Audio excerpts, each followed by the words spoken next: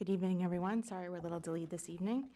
Welcome to the May 7th regular Board of Education meeting and budget hearing. Please rise for the pledge. Pledge allegiance. To the flag of the United States of America and to the republic for which it stands, one nation, under God, indivisible, with liberty and justice for all. Thank you. Emergency evacuation exits are either side in the back. Any correspondence that can be posted has been posted outside. Next is our opportunity for our student board member, Ms. Callie Mann. Thank you. Hi, everyone. For my report today, I wanted to share with you some interesting updates on the SJ survey that we've been working on. The survey went out to the student body, and we received 225 responses from students, which was amazing. Both SGA and central administration have been looking over the responses to determine the needs and issues from the student body and how they can be addressed. This past week, members of SGA met with Mr. Gavin and Dr. Walsh to continue discussion regarding specific issues that were brought up. Students frequently mentioned easier access to bathrooms and the cafeteria, so administration is looking into ways this could be improved, such as a potential snack grab-and-go cart outside the lunchroom. Another frequently mentioned topic was the need for students to be more informed of the existing social and mental health supports in the building. Many students mentioned that they are unsure in an active emotional crisis of where to best receive support. Providing easy access and information about the supports in the building early on will allow students to best receive the help that they need. Overall, this survey was a great way to hear from a large section of the student body, all of whom gave very thoughtful responses, so I just want to say thank you to everyone who participated. Thank you so much. Thank you, Callie. And Mr. Gavin will follow up with high school administration about the results. Yeah. We already met with high school administration and we talked about the results. I was so impressed with our students, how they disaggregated the data. Science research students that did incredible work with the data tables from the survey. So I know we have a proud science research teacher in the room right now. So they definitely use your data analytics very well and to make an argument, so we were really impressed. But moreover, we were really impressed with their insight as to how to make their student experience better. So that's one of the things that we love to collaborate with our students on, is how to make their student experience better, more relevant, and more engaging. And when there are things that we can make within our purview to make it better, we will. We love the idea of a grab and go for some of our students that do not have lunch. We have many students that don't have a lunch period because they take extra classes. So that is a choice that they make. That is not something that's forced upon them. But many of our students, predominantly in the junior and senior years, take a wide variety of classes, so we want to make sure that they are nourished when they do so. So that's one option that we thought about implementing for our next year. And the information for students about mental health support will be addressed as well. So that'll be done. We do have the programs that are available in the guidance office, and it's one of the things that the guidance counselors will go over with the students at the beginning of the year to make sure that they're aware. I think one of the things that came back, Callie, correct me if I'm wrong, is that sometimes students will be in those assemblies, know the information in there, but sometimes when it gets to the actual time when they need it, don't always necessarily remember it. So that's something that we have signs all throughout the building. You could see them probably on the way out about who to talk to when you need to talk to people. We have assemblies, and we will make sure that our guidance staff reaches out to people to make sure that that's done. Thank you. Thank you. Thank you, Callie. Next, we have opportunity for students. Are there any students in the audience that would like to address the board this evening? Don't see any. Okay. Thank you. Superintendent's report, Mr. Gavin. Thank you, President Barry. Our spring concert season is officially underway. Congratulations to Watson and our 7th grade musicians who have already performed beautifully, with many, many, many more concerts to come in the weeks ahead. There's something very special about spending a spring evening listening to our students share their talents with the community. I also want to congratulate our girls varsity track and field team, along with Coach Bosch, Coach Buckley, and Coach Zito, on winning the Division 3B championship for the first time since 2001. Southside that's great. Southside delivered an outstanding performance, finishing with 159 total points and outpacing Friends Academy and Valley Stream South by at least 30 points each. Congratulations to all of our student athletes and coaches on this tremendous achievement. Earlier this week, our partnership with Backyard Players was featured on a News 12 story. This partnership provides students with special needs meaningful work experiences in our local community with the support of local businesses. This has been a powerful example of how community partnerships directly benefit our students. Ellen White has been an extraordinary partner whose belief in and support for our students is inspiring on many levels. I also want to thank Ms. Dalton, who I think captured it perfectly when she said this is a community that believes in inclusion and models that belief through its actions. I'm also pleased to announce that we have 2 silver medal winners and 4 honorable mention winners for the National World Language Exams. These national exams are online competitions and assessments that assess and promote students' linguistic competence and proficiency in world languages. Students are assessed in vocabulary, grammar, reading comprehension, listening comprehension. Those who place at or above 75th percentile are recognized with medals or honorable mention and become eligible to apply for several scholarships that also accompany that contest.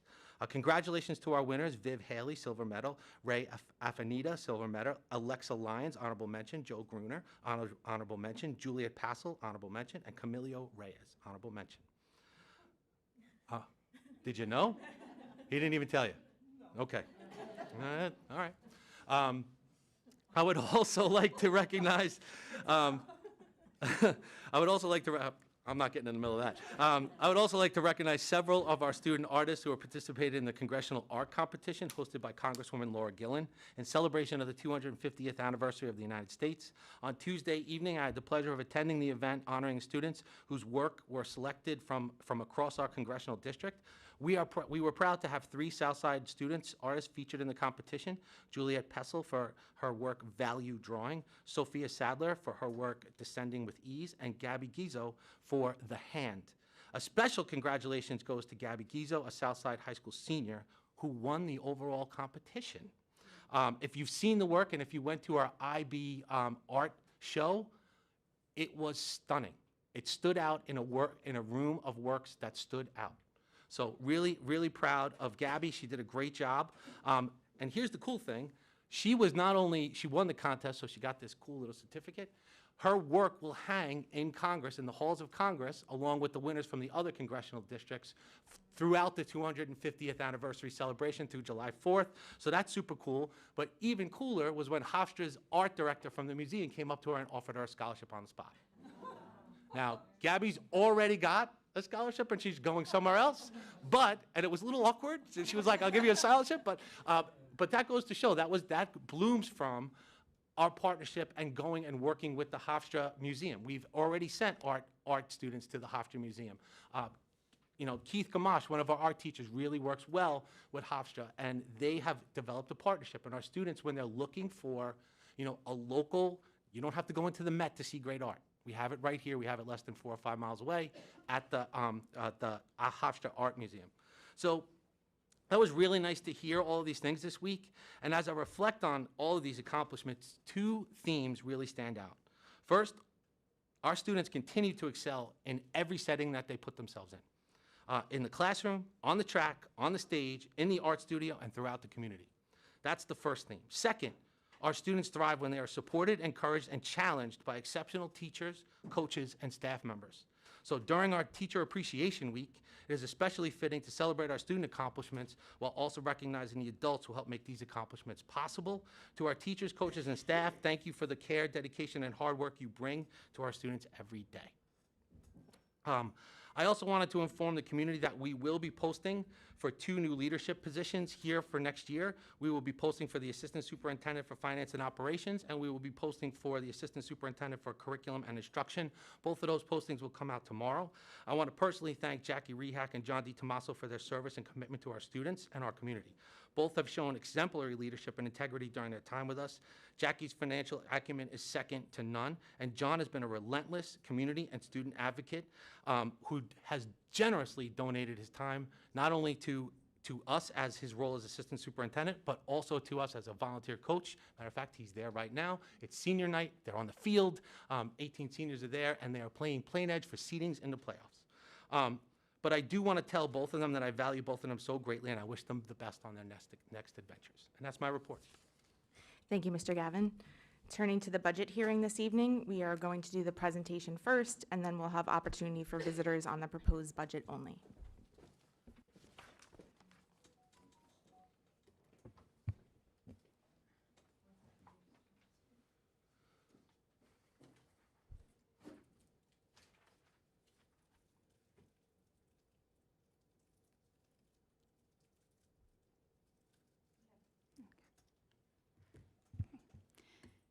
Good evening. So we are up to our 7th budget presentation during this process for 26-27. We started on January 29th with the tax levy calculation.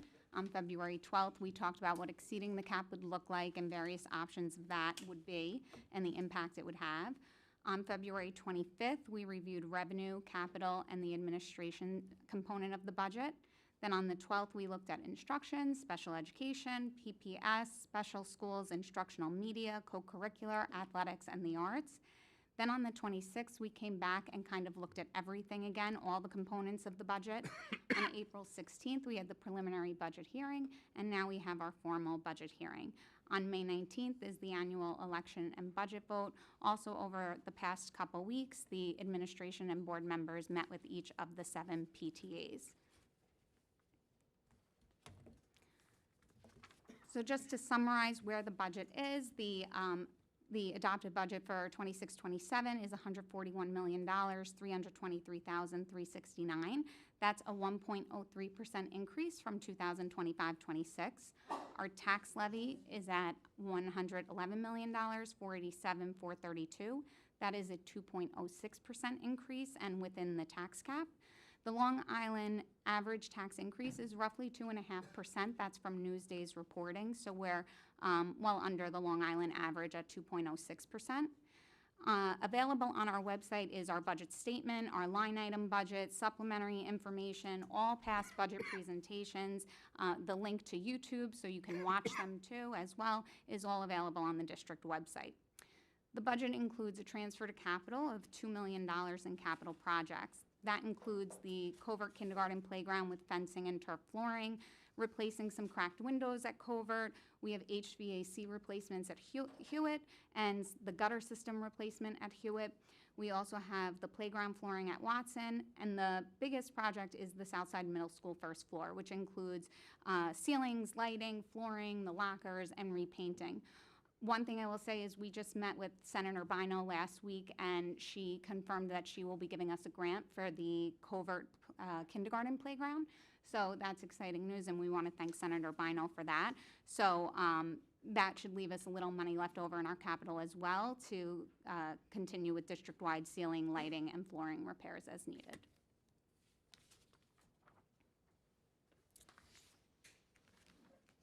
So looking at the tax impact for our resident taxpayers, the way this works is it starts with us doing the tax cap calculation and setting the levy. That's really the only process the district has as far as levying taxes from residents. So after we do that calculation and the budget is approved, the district provides that levy to the county. So that's the only figure we control. I'm sure people are familiar with the assessment or not familiar because it can be very confusing, but that comes through the county. The tax increase, as I said, is 2.06%, which is within the cap. But once we give that levy to the county then takes that and they allocate it to the different classes based on adjusted base proportions. So to the 4 classes of property. There's class 1, which is our residential 1, 2, and 3 family homes. There's class 2, which is our residential rentals, cooperatives, and condominiums. Class 3, which is utilities, and class 4, which is our commercial, industrial, and institutional buildings. So once they have the amount going to class 1, then it's further allocated based on the assessments. The assessments change from year to year, and usually the final assessment isn't out until October. So what we have now from them, we get preliminary figures from them on what that looks like, but they can change between now and October. Based on the preliminary information we got from the county, the average Rockwell Center taxable assessed value is decreasing from $656 to $645, or about 1.71%. Some homes will be higher, some homes will be lower than that. This is not average market value, that's different. The average market value in Rockwell Center, according to the county, is $740,817, which is actually up a little bit from last year of $737,373. The taxable values can change due to many things. It's not always based on home sales. There are so many factors that go into that. Some of those are successful grievances or adjustments to assessments, changes in equalization rates, new exemptions they have. So there are a lot of things that go into that. So just because we see a decrease doesn't mean that the home sales are going down. Homeowners with the average taxable value of $645 will experience a tax increase of about $309 or 2.13%.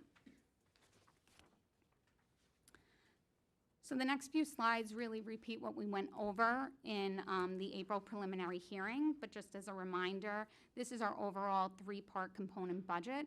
Appropriation, this is also what will be on the budget notice that's being sent home. They were delivered to the post offices today, so people should start seeing that in their home next week. And this will include the three-part component equal to what's on this slide here. Again, the overall budget at $141 million, or a $1.4 million increase at 1.03%.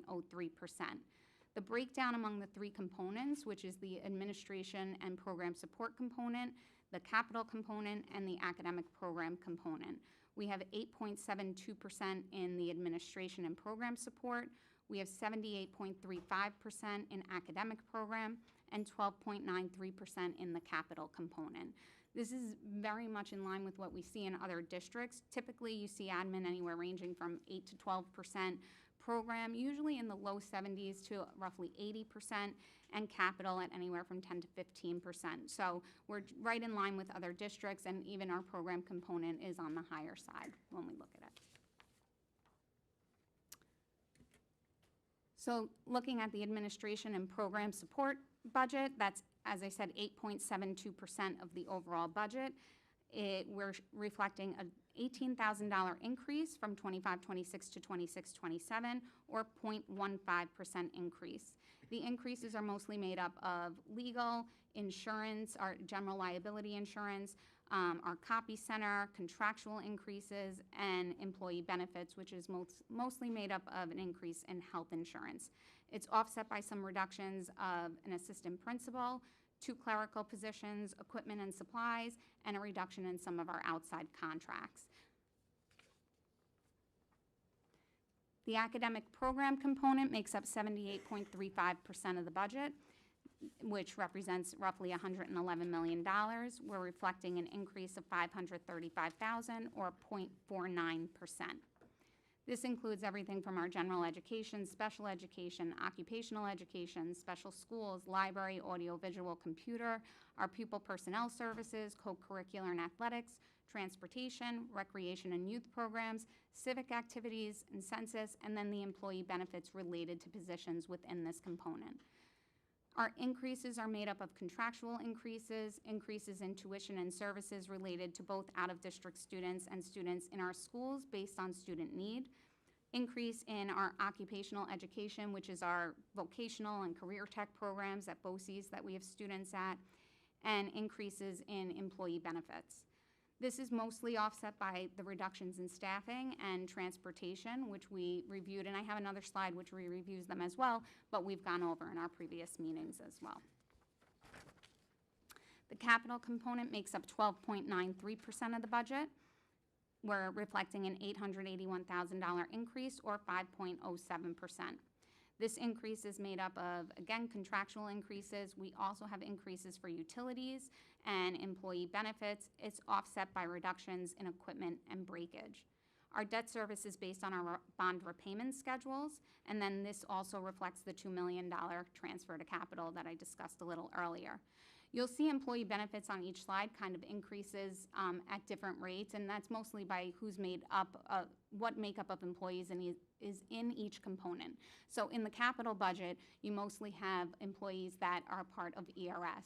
ERS rates are increasing, and they also have the increases in health insurance. In the program component, most of those employees are under the TRS system, Teachers Retirement System. TRS actually went down, so we have a decrease in TRS and an increase in health insurance. But we also have reductions in staff in the program component, so all of that together, the increase is not as high as the increase we see in the capital component. Then we have our revenue budget, which again is $141 million.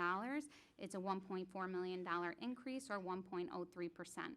This is mostly made up of our tax revenue, which you see our increase in tax revenue at $2.2 million, or the 2.06%.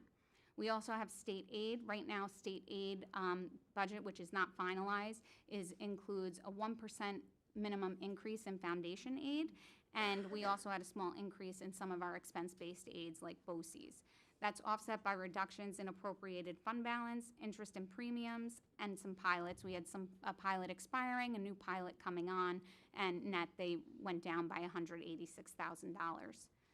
The largest decrease here is the appropriated fund balance. I really encourage people to go back and watch the prior presentations where we really dug into fund balance and reserves and how we appropriate. So there's a lot of info there that can be found. Just an update on state aid, which that should say state aid update. I apologize for the typo. This morning I got really excited when I saw that Governor Kathy Hochul announced that we had tentative budget agreement on a number of policy matters that had been under negotiations the last few weeks. She said with the exception that the bills would be finalized and voted on next week. And then right after she said that, we had Assembly Speaker Carl Heastie had indicated that the negotiations are ongoing and that a final deal had not been reached. So there are very few details to share at this time, including no real details on the education funding, well, updates to what we previously had. Based on conversations with our groups up in Albany, we have received a lot of positive feedback that they expect us, the minimum in foundation aid, to go up to 2% instead of 1%. That 1% difference would be an additional $126,000. And if the district were to get that $126,000, we would use it towards reinstating some teacher assistants and support small group instruction. So just to recap, a lot of our budgetary factors on the expenditure side is contractual increases, our health insurance premium increase, which is at 10%. That is a large increase for the overall budget.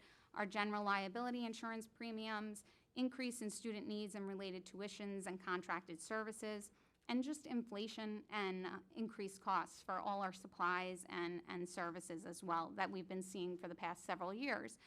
It's hard to meet that when we live in a tax cap world. When the tax cap's at 2%, but we're seeing inflation much higher, we will have expenditures rising higher than our revenues.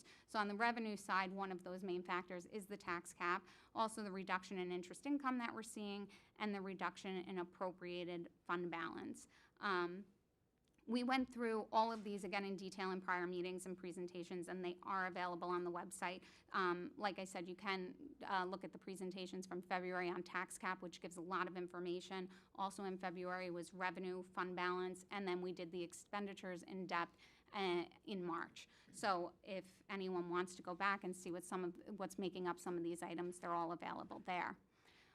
We have been asked during a lot of our visits with the PTAs, we did get asked this question several times, and just through conversation as well, if we've been looking at other insurance for health insurance. That's come up a lot. We have been approached by many people, Mr. Gavin and myself. We have met with people and had conversations, but we explained in all of those conversations that this is contractual and the district cannot make any changes on its own. Any changes do need to be negotiated and by committee.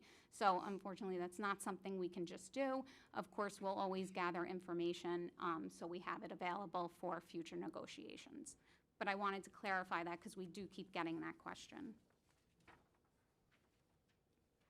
So a couple of the other factors in this budget are the reductions that we've spoken about in the last few meetings. We did reduce 20.8 teaching positions, including 12 retirements not being replaced.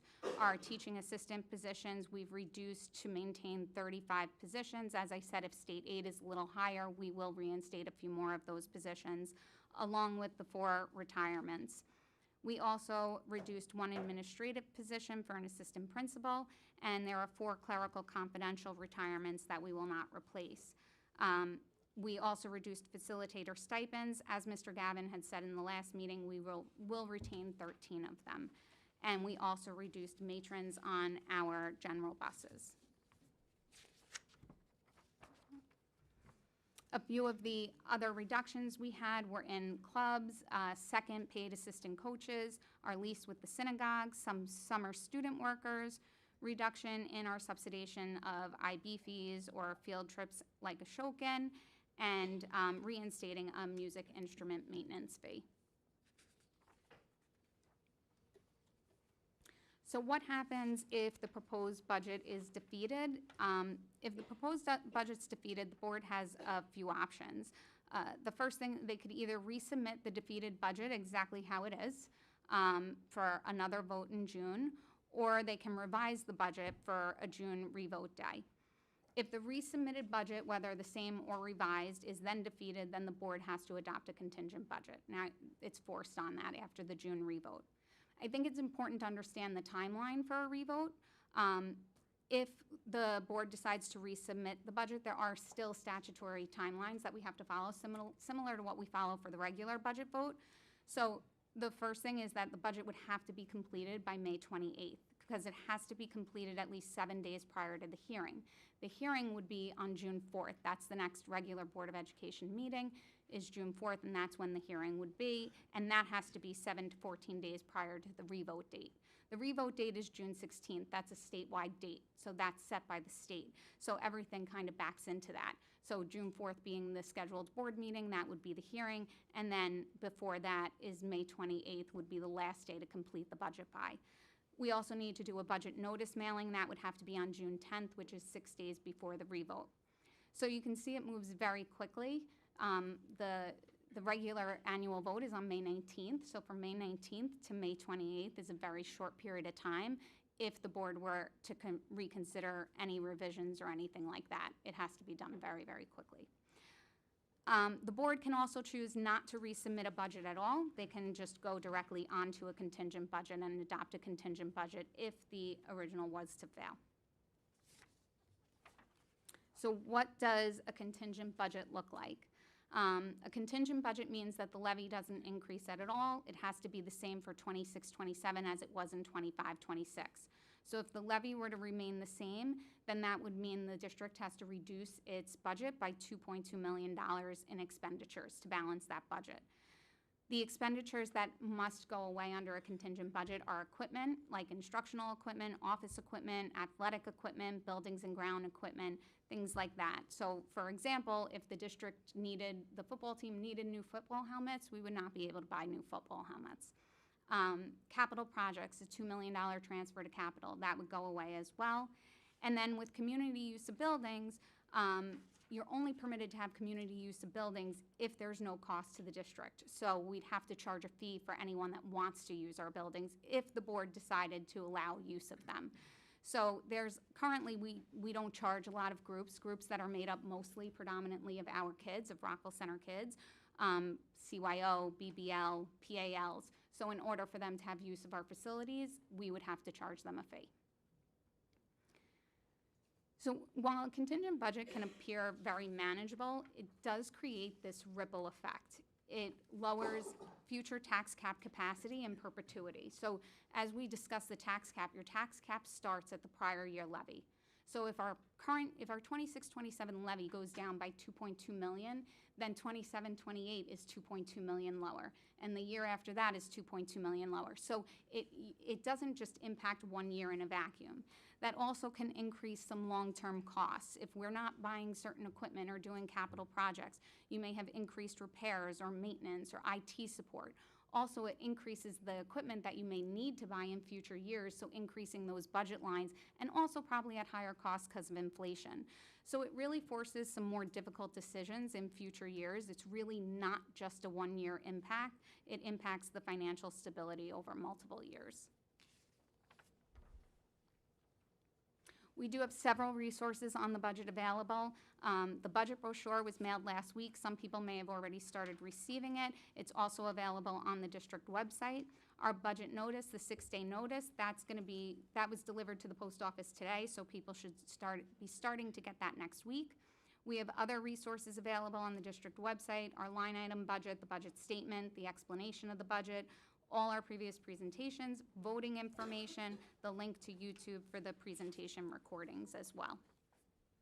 The budget vote is on Tuesday, May 19th from 7 a.m. to 9 p.m. at Southside High School in the main gymnasium. It includes the budget vote and the Board of Education trustee election, where we have 2 seats at large.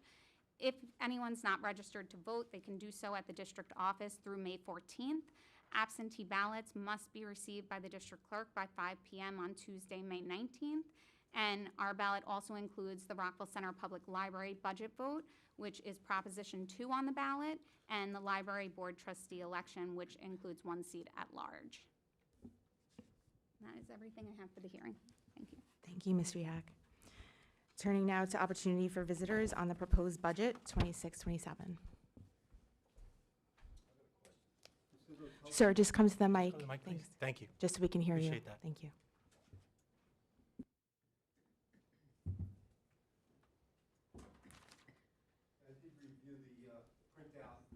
We just want to make sure your mic is on, sorry. Thank you. Okay. I saw the health insurance benefits went up substantially, like $2 million. And how long is this contract in force for that you can't, you have to commit to that and you cannot contest it? They're employment contracts, so the contract is up for negotiations during the next fiscal year. But it has to be by committee to change health insurance. Okay. And we cover entire families, is that right? Correct. I know having a business, it cost me Employees, $35,000 to cover a family. And it cost me about $11,000 to cover an individual. Health insurance has been going up anywhere between 5 and 12% every year.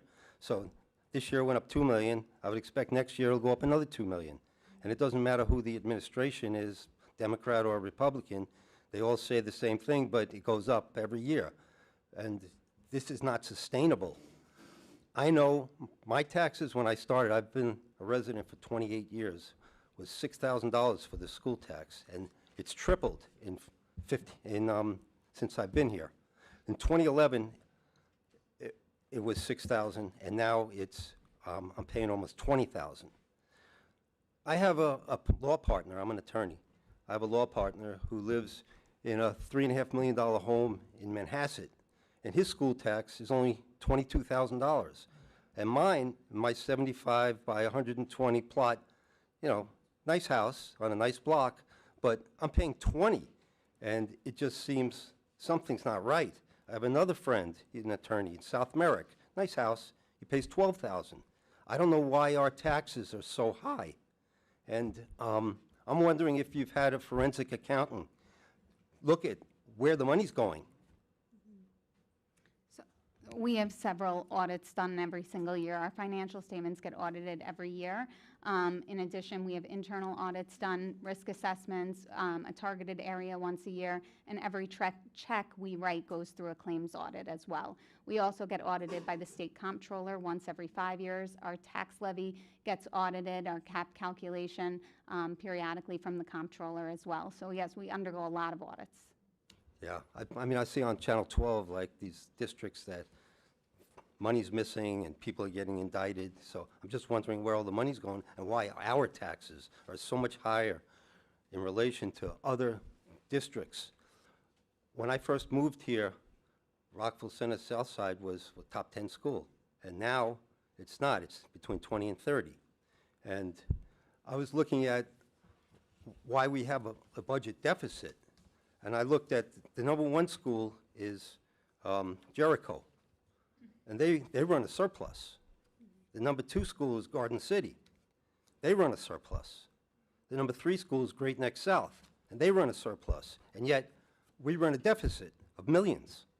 Something's not right. If this was a business, the controller would be fired. Something's not right. Thank you.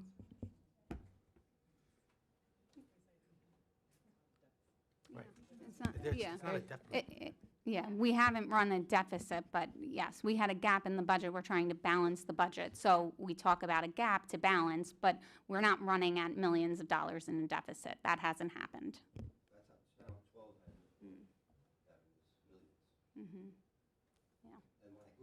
But you can, the financial statements are all available on our district website, and you can look at them. We have not run a deficit. I'm glad you mentioned the financial statements. My name is Scott Clodfelter. I live at 396 Locust Street.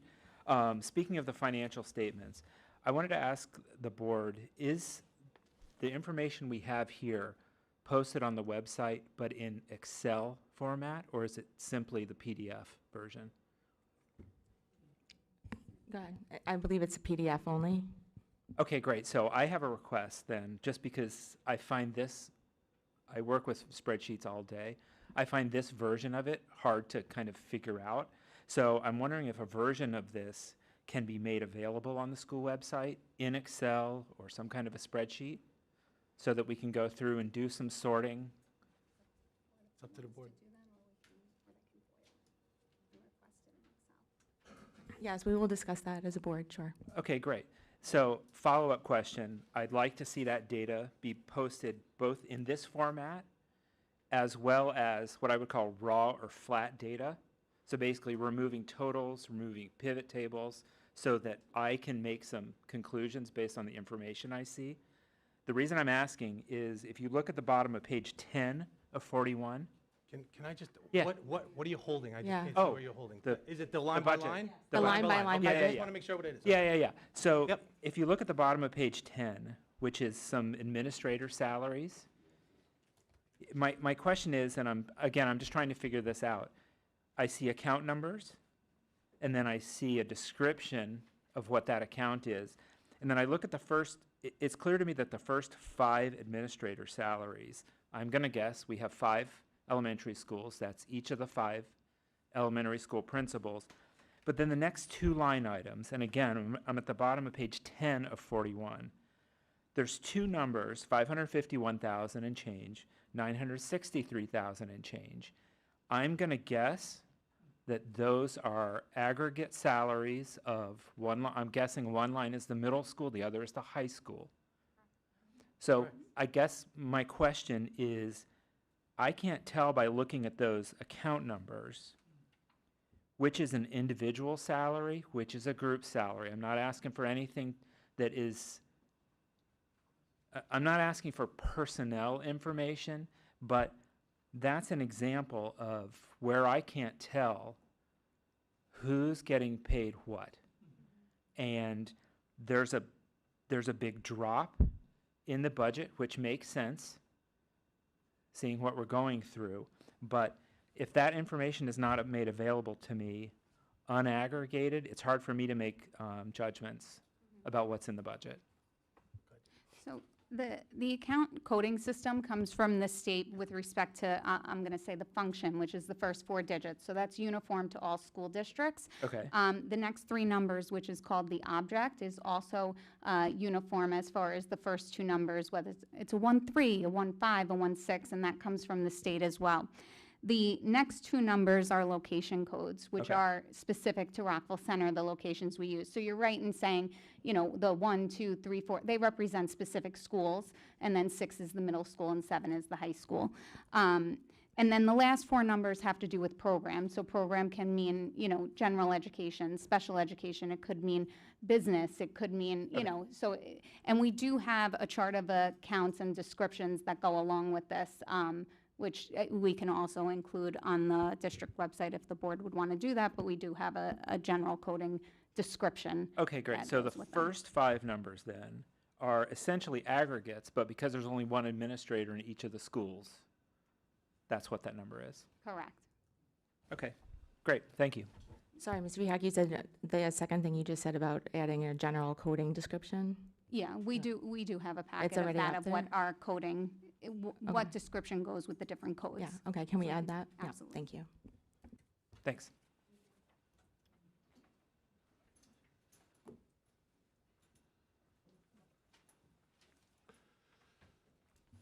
Jeff Greenfield, citizen taxpayer, Yuba Court. I dressed in green tonight because, not just for Greenfield, but I want to know where the green is. I'm continue to be concerned about certain items in this budget. I'll start with a few questions. How many students do we have in the charter schools? And are we budgeting, and what's the dollar amount? And where do I find that in the budget? We have under 15 students in terms of charter schools, Jeff. And how much in dollars? In dollars, there's a set tuition based Yeah. on the charter. Jackie, The we can give tuition that. on charter, it's roughly $20,000 a student. Is the state aid different for that? Or is there no state aid for that? No, we really don't get aid for the charter school students.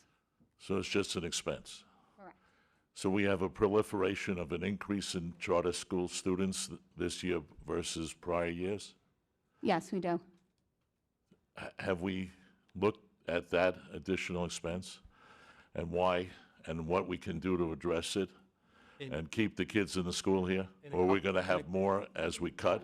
Exactly. Yeah. A couple of students that changed districts' residents and remained in their charter school. So they moved from a different community where they had already been attending charter school, so that really accounts for the majority of our increase for this year. Okay, thank you. I guess I should have started the first speaker who didn't give his name on health insurance. I've been talking about health insurance here for years, at village meetings and other meetings. We have a no-bid contract with United Health for the New York State Health Insurance Plan, NISHIP. It's over $2 billion. I've asked my friend Tom DiNapoli to bid it. He says it comes out of the governor's office. I've asked the school board, I've asked the village board through their associations. There are other companies in America that can give us a bid, and why we have a single bid contract is abhorrent to me, the same way with school busing that we have single bid contracts. But that's my editorial. Next, how many vehicles do we have in the district? And where do I find that? We have 4. Only 4 vehicles? Oh, no, I'm sorry, I'm talking the buses. Buses? No. I know the buses. I see them out You're there. talking like security I vehicles? see the yellow buses. I know what a bus. How many vehicles Total in number total? of trucks and like mail trucks and Everything, stuff like yes. that? I can get you We the can number definitely for get that for you, Jeff. Have we looked at decreasing that because it costs insurance? I see the Brian Jones Memorial security vehicle hasn't moved. It sits there. It sits in the same spot for a long period of time. It's an older vehicle. Maybe we should look at retiring some of these vehicles. We actually, since I've been here for 4 years, we've retired several pickup trucks that we have not replaced. So we had some older, I want to say Ford 250 pickup trucks that I would say were probably 10 to 15 years old that we did not replace and we needed to age out. Okay, I'm glad we're doing that. So we're having a budget hearing, but as I understand it, we can't change anything because we already voted to set the budget. So how can we spend the 2% extra money that we might get, that they're talking about in Albany that we're going to get, without it being in the budget? So that would be an additional, Jackie, if I'm correct, right? That would be an additional revenue based on what we have for our budget and our appropriated budget that we have right now. So if we get an additional revenue, that money, which we've committed to publicly, would go to support small group instruction in terms of restoring teacher assistant positions. And you do a budgetary adjustment. Right. You So- would then do a budgetary adjustment that our revenue, which we anticipated when we had a balanced budget, went up because we did not have a finalized state aid run at this point. So it's only for teachers we can use it for? Teacher assistance right now is what we've committed for, yeah. But you, No, there's no No legal. there's no no legal- restriction? there's no legal restriction on that money. At least the way they're telling us it's going to be passed right now. I mean, things could change, like. I understand, Okay.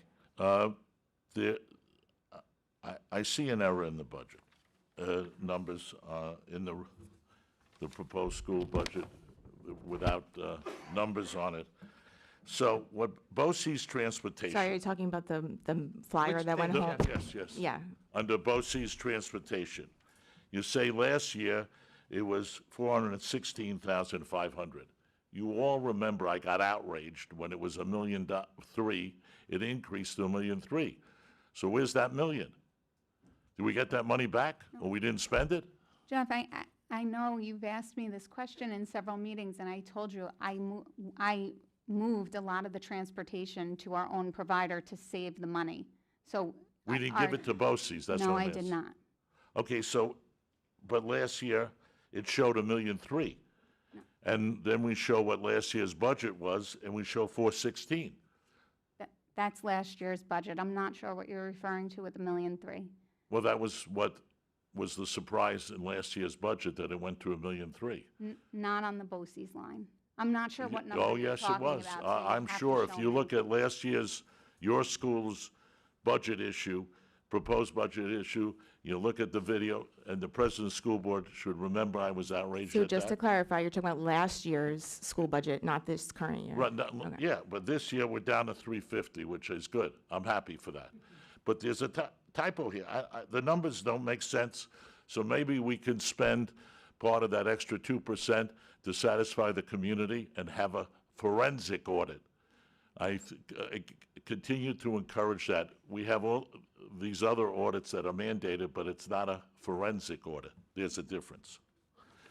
The other question I have on the health insurance, so we have budgeted less employees, and I know health insurance goes up for everybody. Shouldn't our increase be less than what we propose here? And is there a difference with retirees' health insurance? If the liability that way on retirees? So part of health insurance in the current year, we're under budgeted, so I have to make up that difference as well. The other thing is retirees, we still provide health insurance for retirees, so the reductions in staff for not replacing retirements won't impact health insurance. Also, it depends, the reduction in health insurance, if people were actually on health insurance or not. So, and then also, it's an estimate of a 10% increase. So with all of those together, that's what makes up the increase. On the retirees' health insurance, do we mandate and do we make sure when they turn of age that they go on Medicare? Yes, they have to go on Medicare at the age of 65, but the district It's not a also- bad deal, I can tell you that. They pay a lot of money. But I use it well. the district also provides the health insurance as a secondary to Medicare becomes the primary, district's health becomes the secondary. Secondary. And we're required to reimburse for Medicare fees, so the Medicare Part B premiums and IRMA. And that's not negotiable in any way? No, that's required. Contractual? No, it's No, required by no. state law? You can't even negotiate that? Correct, yeah. Okay. Howard, I see you saying something. What? Say that? Yeah, it's Mr. part, Miller, I want to hear from you. it's part of the night shift plan, so you have to reimburse it. Okay, so again, we have NISHIP and United Health dictating how we spend our money. Not a good thing, folks. You got to talk to your association when you go to those meetings. I anxiously await my FOIL on legal services, which will come in 30 days after Election Day. But I just have to say that. The fund, what use of reserves, every year it's $800,000. It's the same $800,000. So you're overtaxing me every year by $800,000 to apply the $800,000 every year. How am I missing that? 800,000 is on the revenue side. That's what we're utilizing from our reserves to balance our budget and pull into revenue to offset 800,000 of expenditures. So it's the same 800 every year? I understand that's what we plan to use each year, 500 towards ERS and 300 towards TRS. So what we don't show here is our debt service schedule, and I've asked for that in previous years.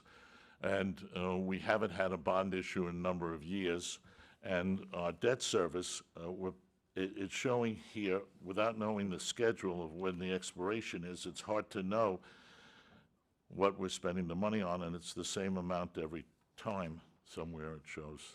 So Debt service, not, it has gone up this year, which I don't understand. But we should have some that expired or lowered, but it's increased.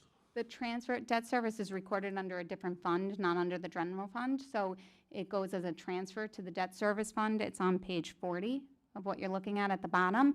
But as far as our debt service schedules are included in the financial statements, which are available on the district website. So information on all our debt, interest rates, all of that you can get in And the expiration financial date. statements. It's all in Correct. those, You can get it in the Okay. financial statements, which are on the website.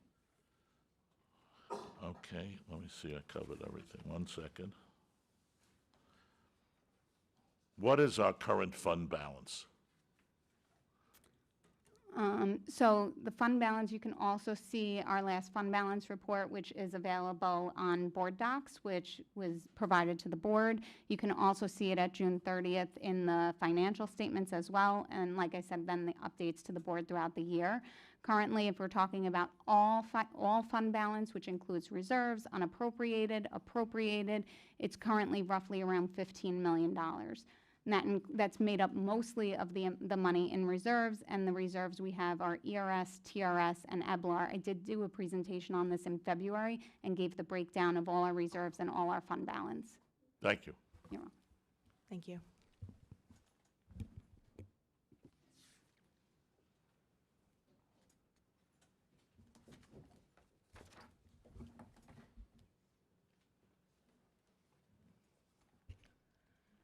Sarah Cooney, 91 Hempstead Avenue.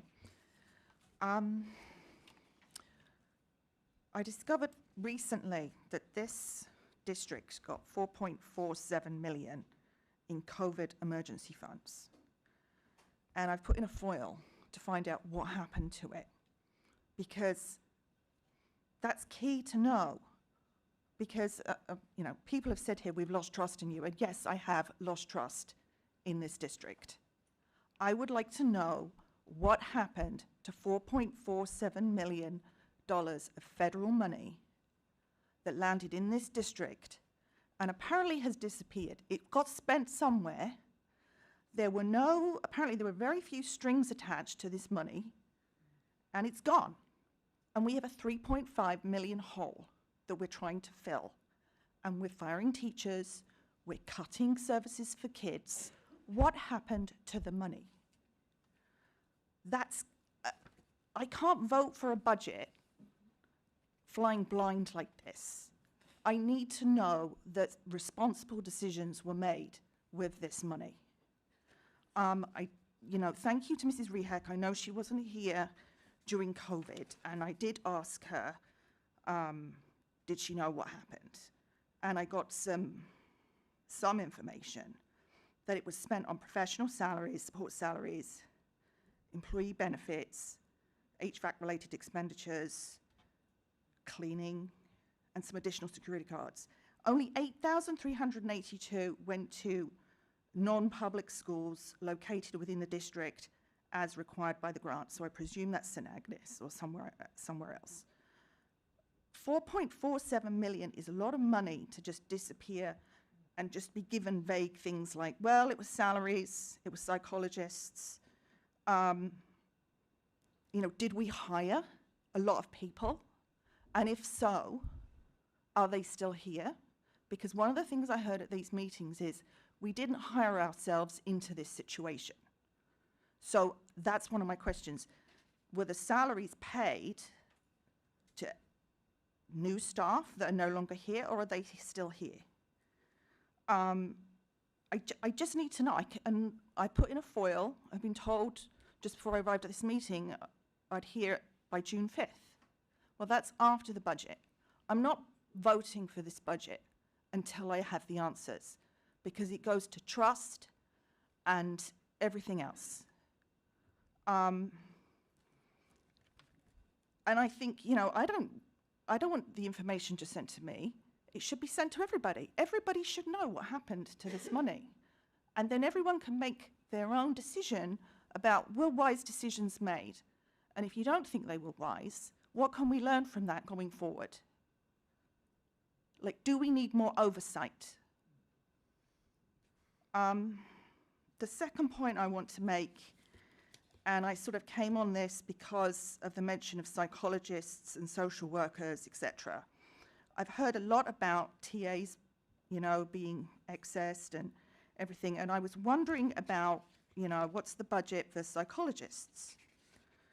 So I asked a few questions, and thank you, Mrs. Rehak, for answering.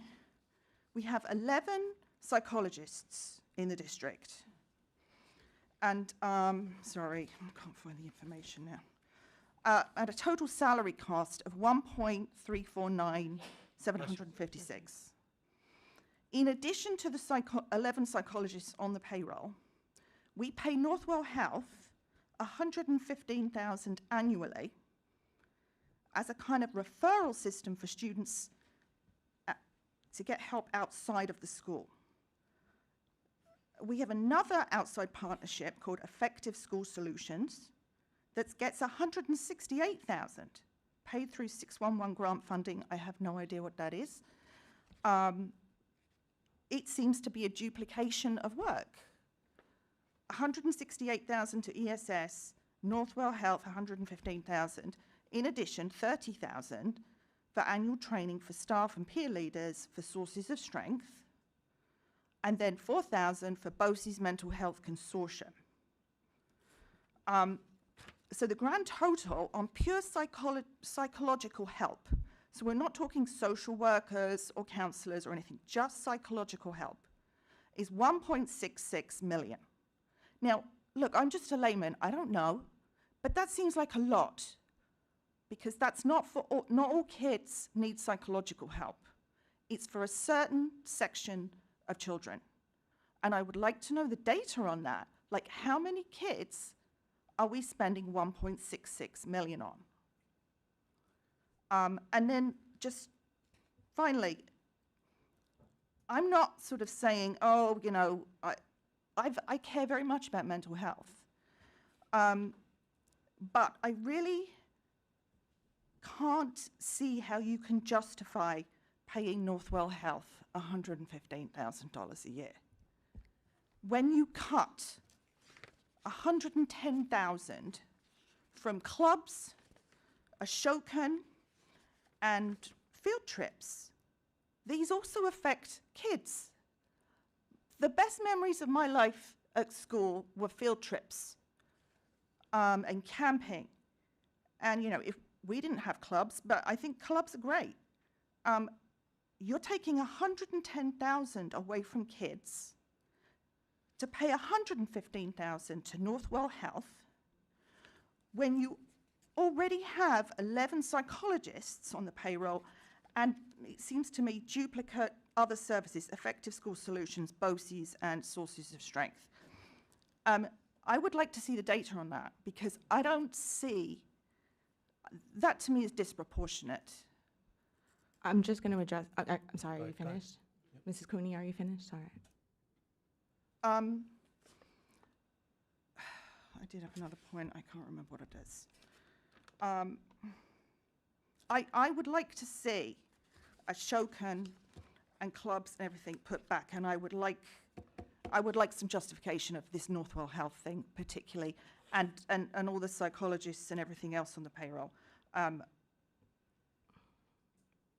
you know, so that's all I can think of Okay. right now. I'm just going to speak on behalf of the board that I've been a part of since COVID, before COVID. Mental health has been a priority of something that we were very proud of, the Northwell Health Partnership. They service our students in times of need outside of school hours often, that are students in crisis. I don't want to misspeak, I'll turn it over to you, Ms. Dalton, in a minute. Sources of strength, all of the things that we brought in during that time and since, and even before COVID, I feel that we'll never really do enough to support the mental health of our students, and it's been a priority of this board and something that, I don't want to speak for everyone, but it's not, in my opinion, taking away from students. Obviously, we want to give everything and all the experiences to our students, but when we made those decisions, and we are making them as a collective group, we want to make sure that our students who need it, we never know when a student's going to need it. We heard in Callie's report, our high school students are telling us that they need help and they want to know where to go for help, and we feel very strongly that that's something that we should be able to provide for our students.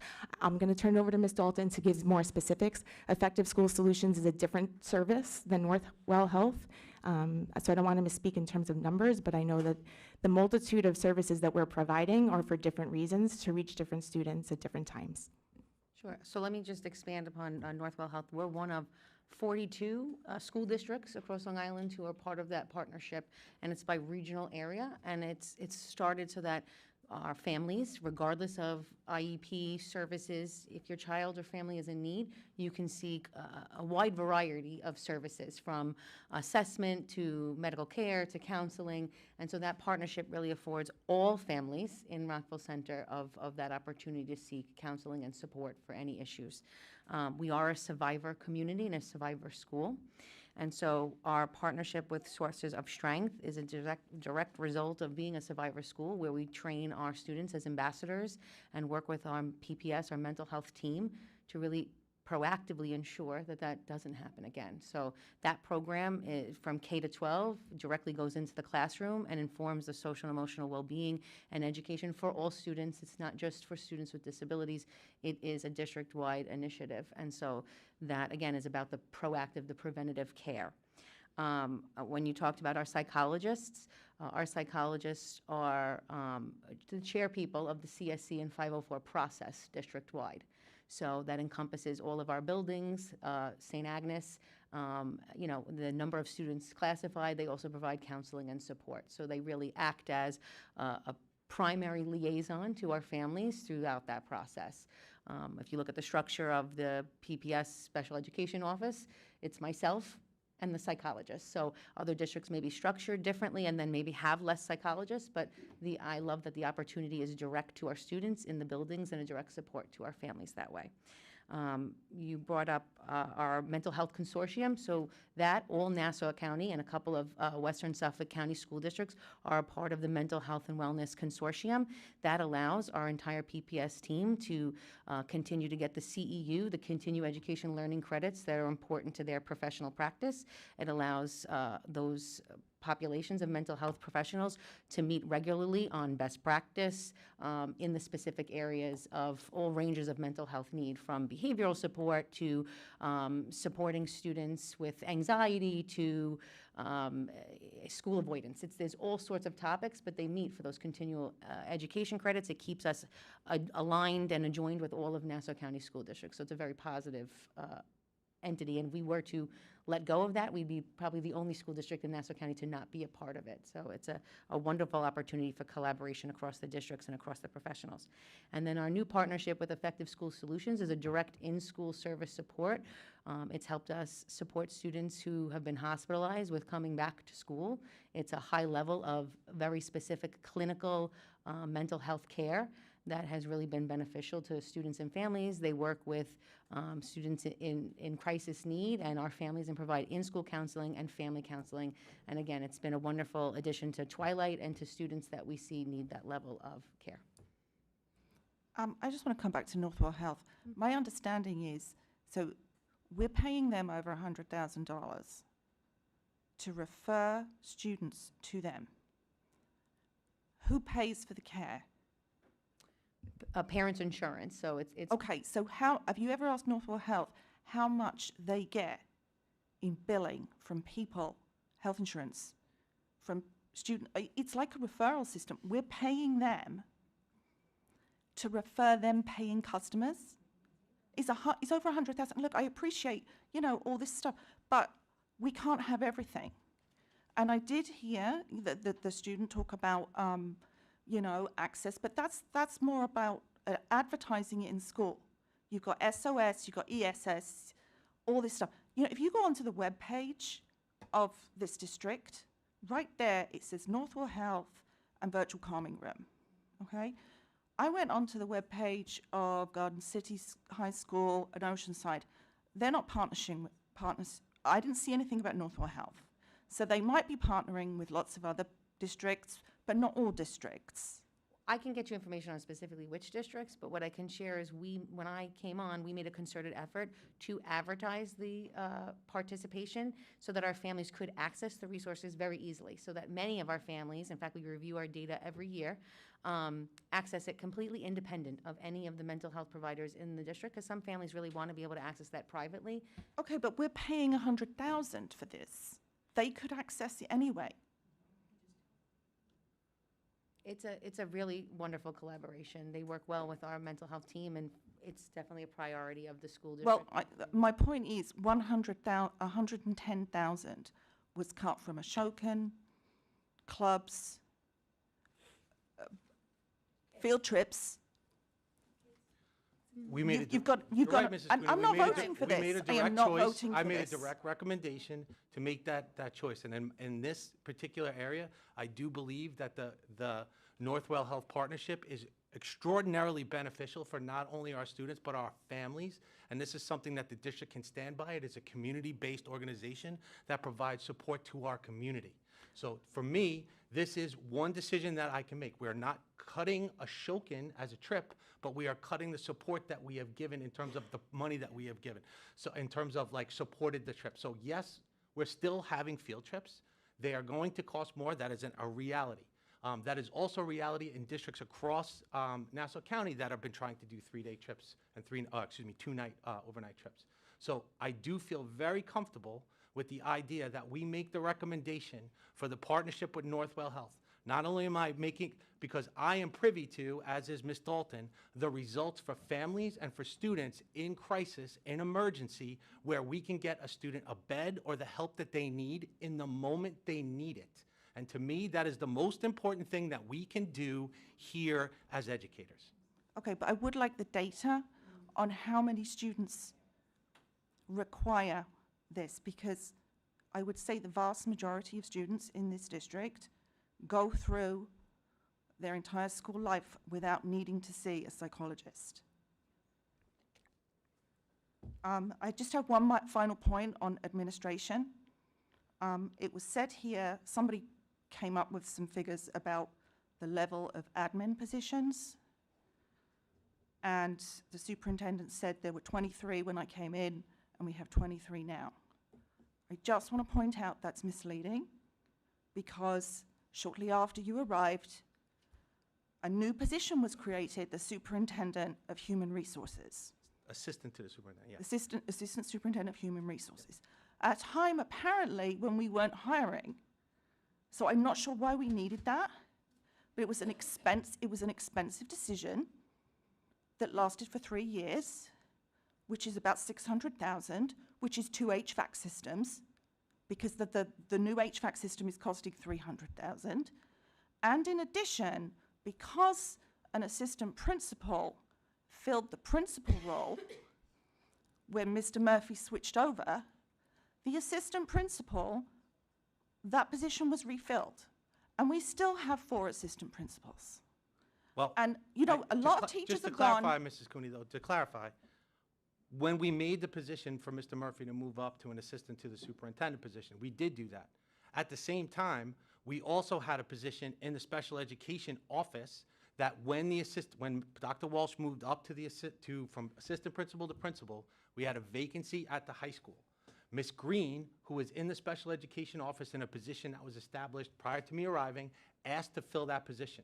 When we filled that position, she was appropriately qualified. She had been a high school administrator. She filled that position. We did not backfill the special education administration position. So in terms of that, that was a 1-for-1 position. Does that make sense? So we had a position in the special education office established prior to me arriving. That was Rachel Green. Rachel Green moved from that position to the assistant principal position at the high school to fill Dr. Walsh, who filled Dr. Murphy. If you can follow that. I follow, but my point is, there are, and other people have made this, we're one of the few districts on this island that has this many admin. Well, we positions. actually made the point a few meetings ago that we are on the lower end in terms of administration, in terms of how we support. Many of the people that we have, we do not have a director for every curriculum area. That is something that is consistent with districts our size in Nassau County. We don't have that. We do have more high school assistant principals because we haven't had directors in the past.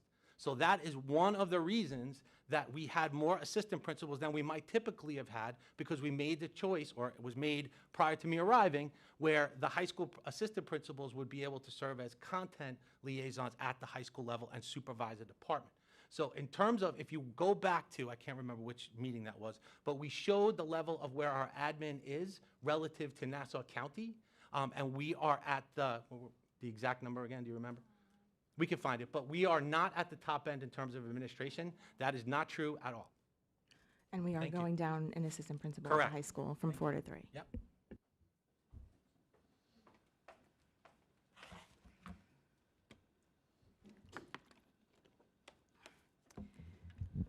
Roxanne Rizzi, 55 Kennedy Avenue. I'm going to try and be as quick as possible, but I'm nursing a little sickness. You talked about reality, so I want to give you two tonight. One, Rockville Center Middle School educates 791 students. We have one principal and two APs, because an AP just filled the principal's position, Ms. McGinn. The high school has 971 students. We have one principal and four APs. Now let's talk about four other districts that outperform Rockville Center. And I have the paperwork here for anyone who would like it afterwards. Jericho Middle School, 820 students, one principal, one AP. High School, 1,240, two co-principals, two APs. Garden City Middle School, 1045, one principal, two APs. High School, 1096, one principal, two APs. Manhasset Middle School, High School combined, 1,600 students, one principal, two APs. Syosset has two middle schools. One has 500, they have one principal, three APs, and one is a special ed AP. The other middle schools, 948, one principal, two APs. The high school has 2,800 children, they have one principal and six APs. Plain Edgell Bethpage, middle school, 5 to 8, 953 students, one principal, two APs. High school, 1,720, one principal, four APs. So we have four APs for 971 students. Plainview Old Bethpage almost has double, and they have four APs. So that's the first reality. The second reality is this. I address this to the members of the board, superintendent, and members of our community. I have risen today not to defend a single person, but to defend a principle. How disagreement is handled says everything about the integrity of an institution.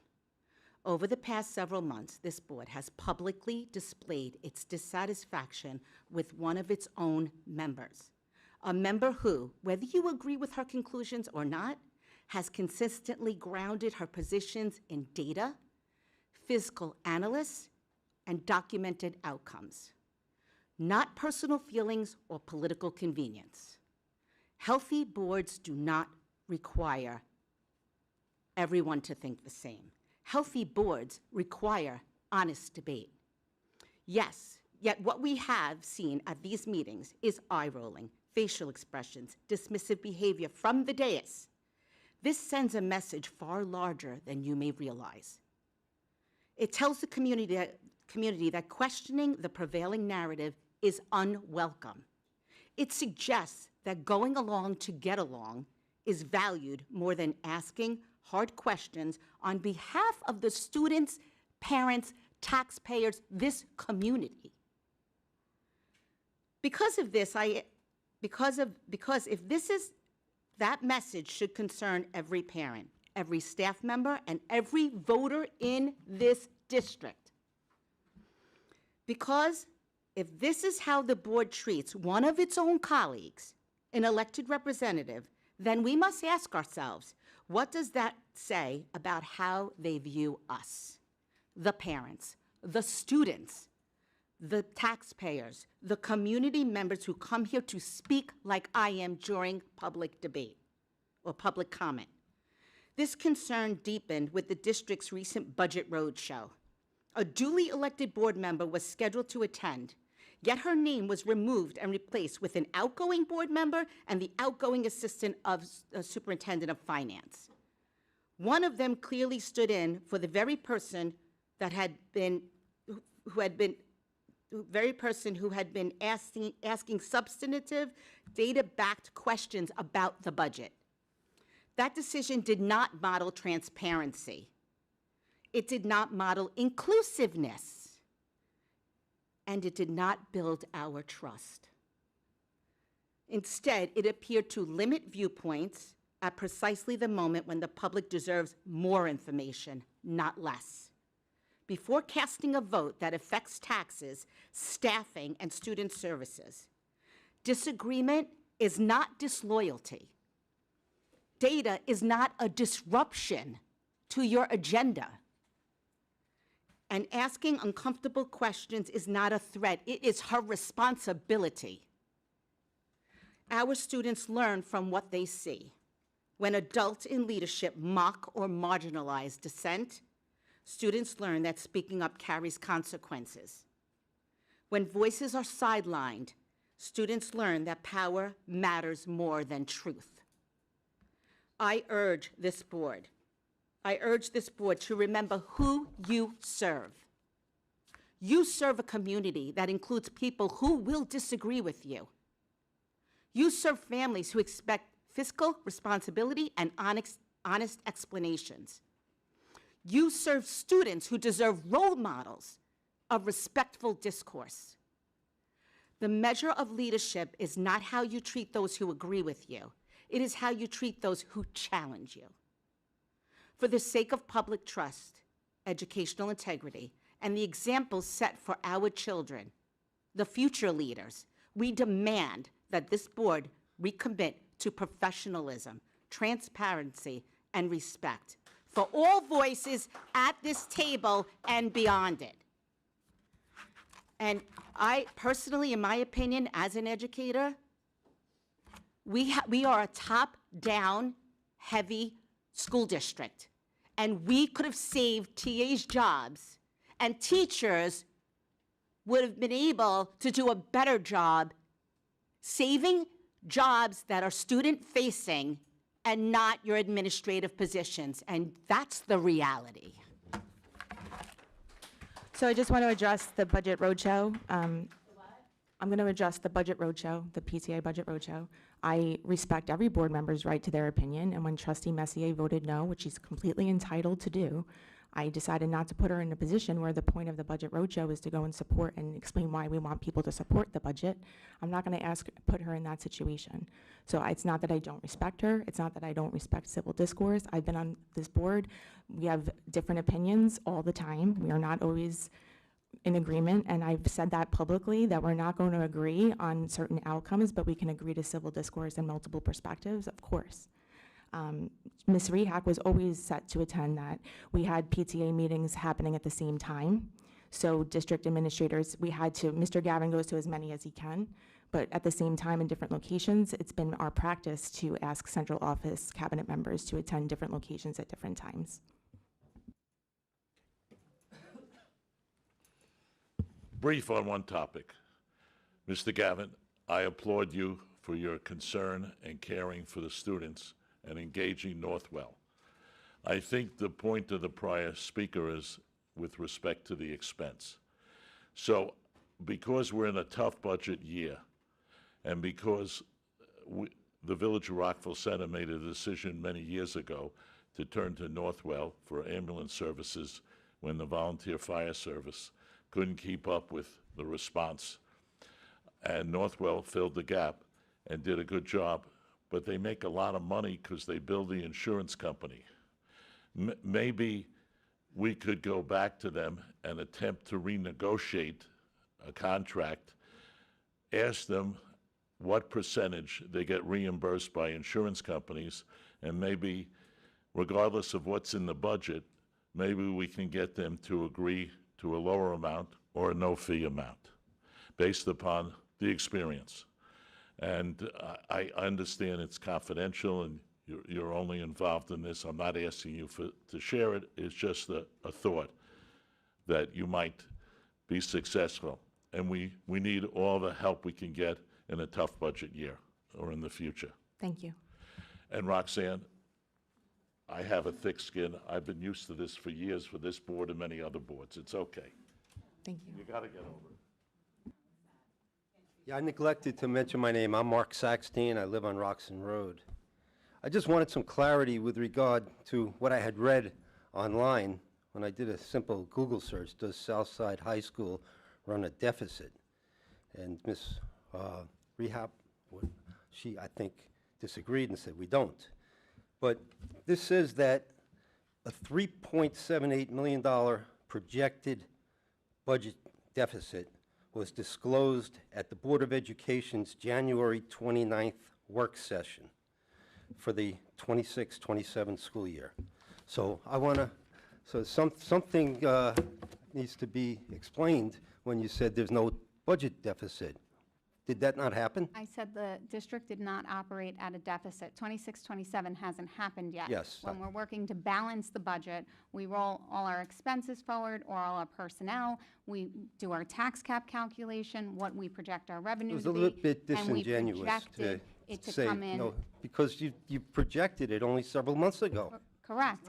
So we projected it to come in at a deficit, which means we have to make reductions to balance it. And that's what we've been doing over the past few months. It did not happen yet. The budget process is to budget and forecast for the following year and set a budget and a levy so that you don't run a deficit. So that's what we projected if we had kept everything that we had. Okay. That's where we were. We have not operated at a deficit. I understand the difference. Mr. Greenfield had mentioned that a forensic accounting is very different than these rubber stamp New York State audits.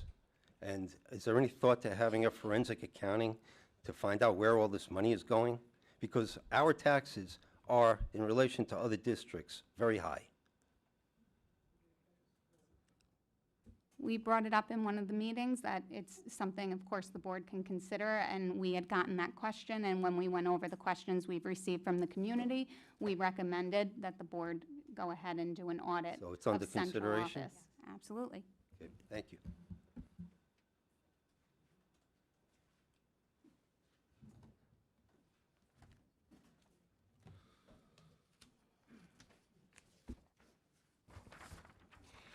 Shannon Lutz, 60 William Street, Rockwell Center.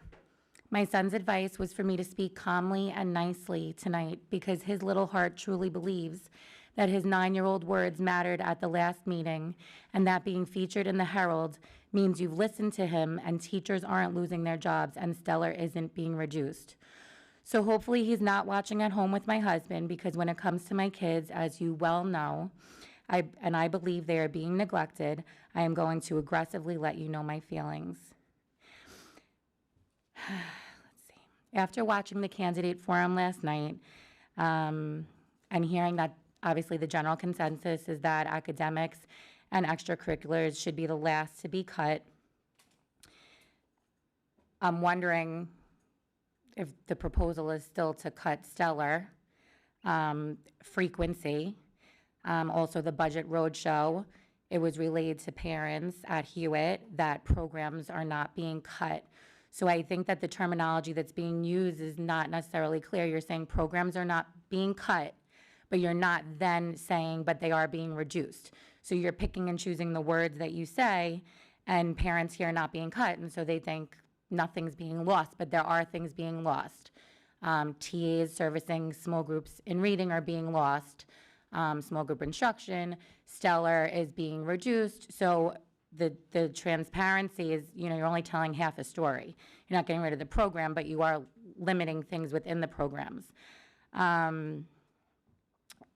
Ms. Gruner last night spoke about how the district has evolved over the last few years, providing differentiation using Bloom's taxonomy, and that's built into the children's daily experience. It didn't exist years ago. And so kind of like as a, so it's, it's okay that we're going to cut the frequency of Stellar because we do all these things now that we didn't do before. So my question is, if you move forward cutting Stellar frequency and small group support staff, am I to assume that you are going to subsequently finally give my son the Tier 3 enrichment programming that I have been asking for? I doubt it. Last night I heard one of the very smart candidates say that the board at some point, and I don't know if this was done behind closed doors or not, that the board at some point should have asked for an alternate budget that included XYZ and more cuts to administration, maybe pulling from the reserves, would have been a more collaborative way to have more conversation about the budget. So I don't know if that happened behind closed doors, but when I heard that last night, I thought that was really meaningful. So if everyone has just sat and just been okay with the cuts and not said, hey, let's propose this alternate budget that includes XYZ, I don't know why that didn't happen, but hopefully if she becomes a member of the board, it will happen in the future. I also want to say that my son overheard me speaking to another parent at pickup yesterday and started to get upset, and said, wait, they're still going to change Stellar to less times and fire teachers, even after I told them how important it was to keep those things. So I ask you, maybe if you want to send me an email with some pointers, what should I say to my son? Should I tell him that you don't care what he says? I quickly responded with, Michael, you really won't know what's going to happen until school begins in September. And I'm really hoping that you'll find a way to keep these things that he was so passionate about and that I know are so important to elementary school children. If you get the money from New York State that, I think, Jeff, is that where you said it was coming from? You said, Mr. Gavin, that it was going to be used to replace some TAs. I'm wondering if it could also be used to replace the Stellar teachers that are being let go, and restore Stellar for next year as it currently exists. Everyone is saying that schools are not a business, but they are our employees and salaries and accountability. Kids are involved, but it is still a type of business. If a CEO doesn't do well, they get replaced. We should be chopping top down, not bottom up. I wonder if everyone wasn't so fixated on political correctness of bathrooms and locker rooms over the past few years, someone would have foreseen this trouble sooner and tried to remedy it earlier instead of the disaster that we're facing now. And lastly, I'd like to end with, Ms. Rehak, it's none of my business, and I could tell you're very smart. And so if I was you, I would be leaving too. But oh my goodness, what a bad look this is for the district. Budget crisis, superintendent of finance leaving for a better district. Yikes.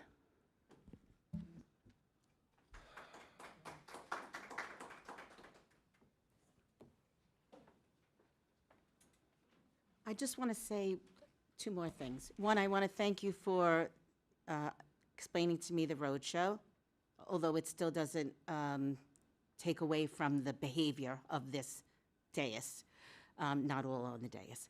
And second, I work in a school district where providers are coming to us hand over fist to take care of our population who is experiencing anxiety and social emotional unwellness. They come to us. We don't pay them so we can have them on speed dial. This doesn't make sense. And I listened to everything you said, and it sounded really nice, but it's not $100,000 nice, okay? Those providers are making a ton of money because that bed that child gets, their insurance is paying for. So let's look at the big picture here.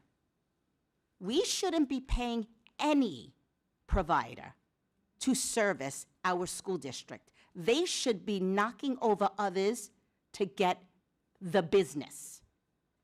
So you need to think a little bit harder.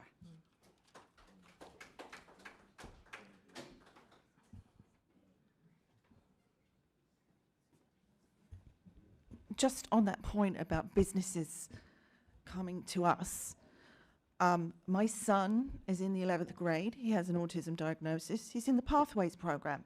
He was on News 12 the other night. All these local businesses that do this work experience, which is just wonderful, they do it for free. They're not paid. This amazing program, which was started with 11th and 12th graders, you know, I've been wanting for years that my son gets some work experience so that hopefully he can be employed in some way when he graduates. And these people, you know, shout out to all those local businesses. Parmigiani, CVS, you know, there's so many of them, Department of Public Works, everybody. Thank you for doing it for free. Look at Northwell Health. They're taking $115,000 from this district to get paying customers from us. And this is not right.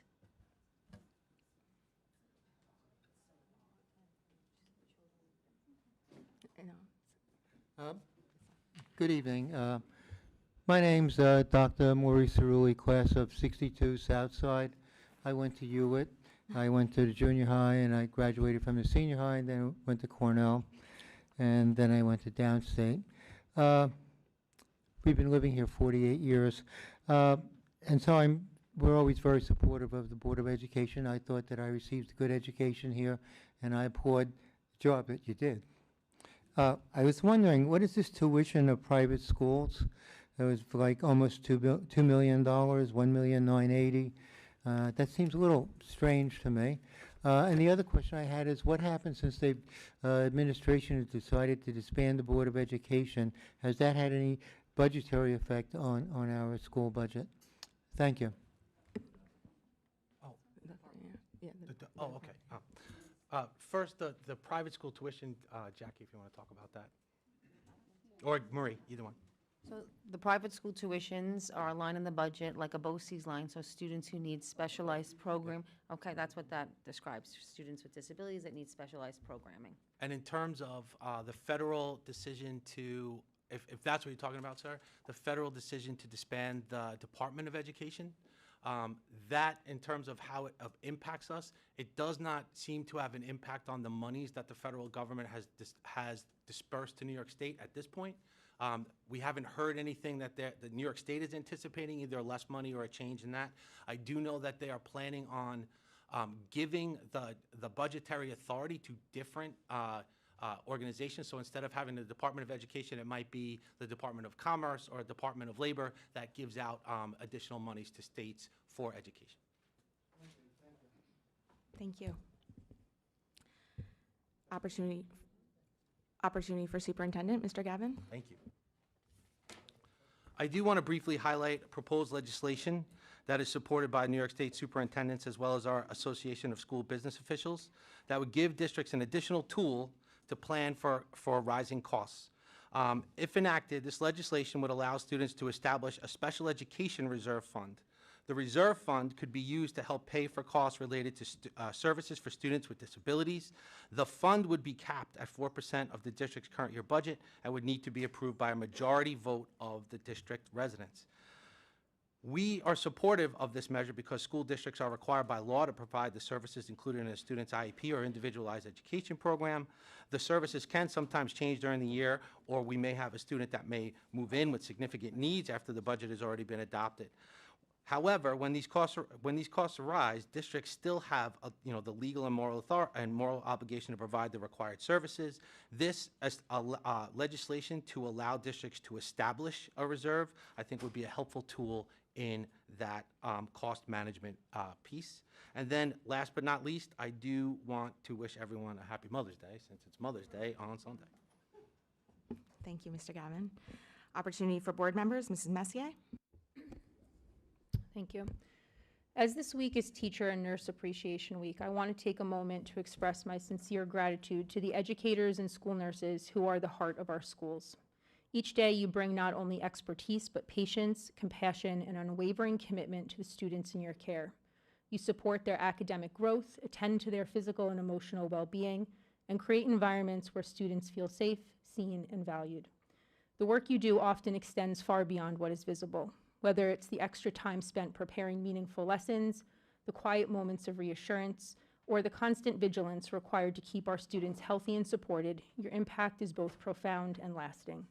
You shape not only what students learn, but how they experience school and how they see themselves within it. So to our teachers and nurses, thank you.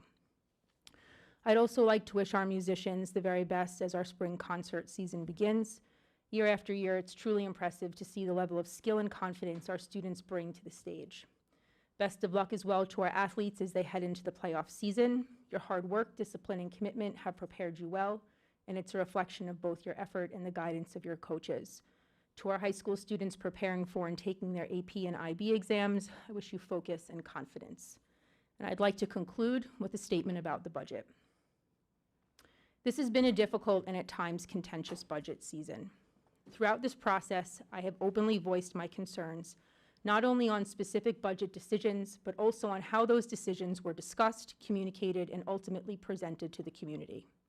In a process as consequential as this one, the clarity, completeness, and accessibility of information matter because meaningful community participation depends on it.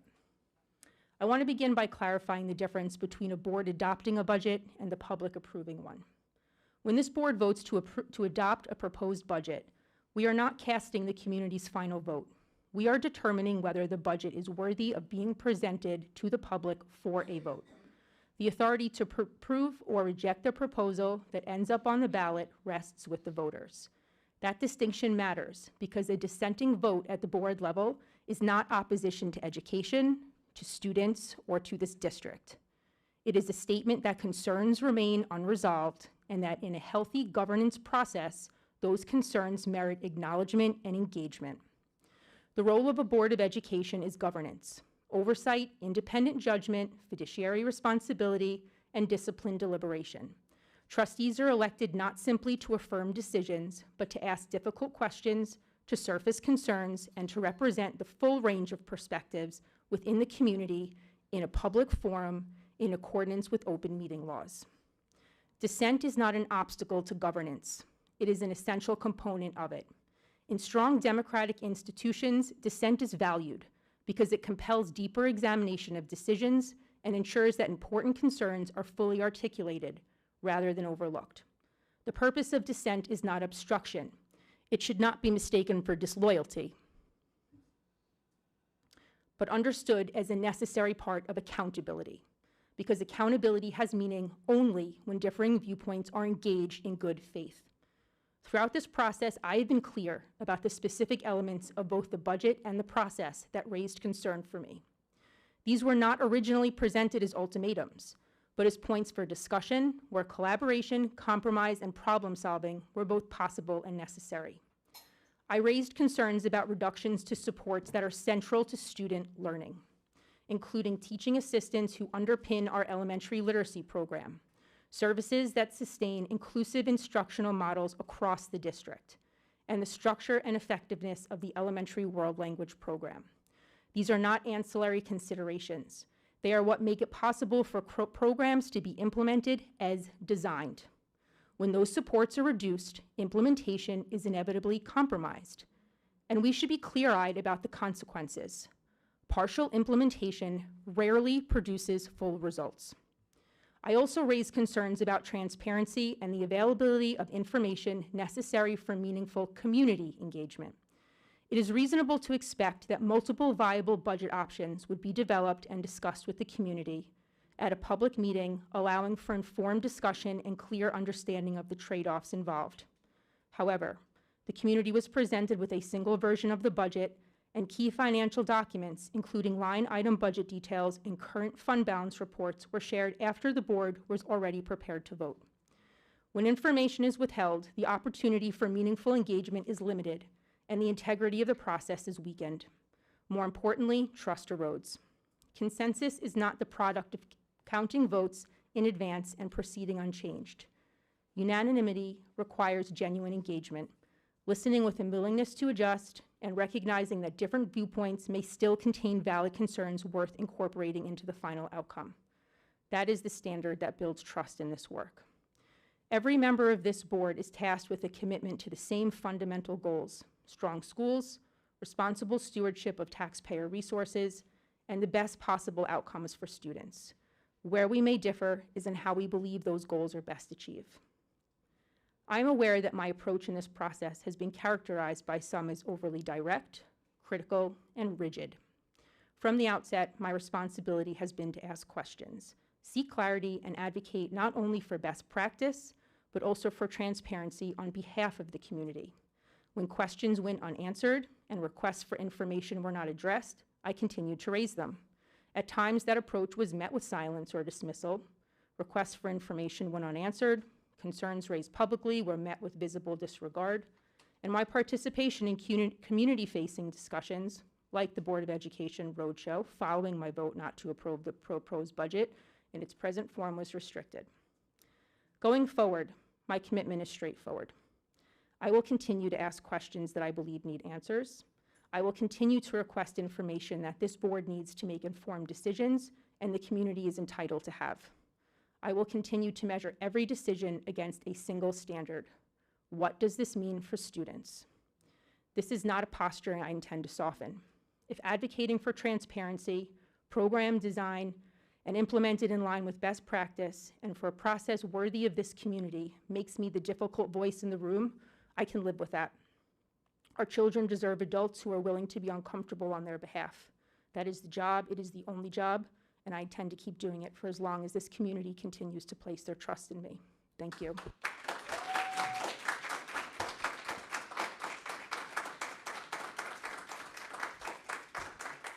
Thank you. Mrs. Hackett? I wanted to comment on the News 12 piece as well.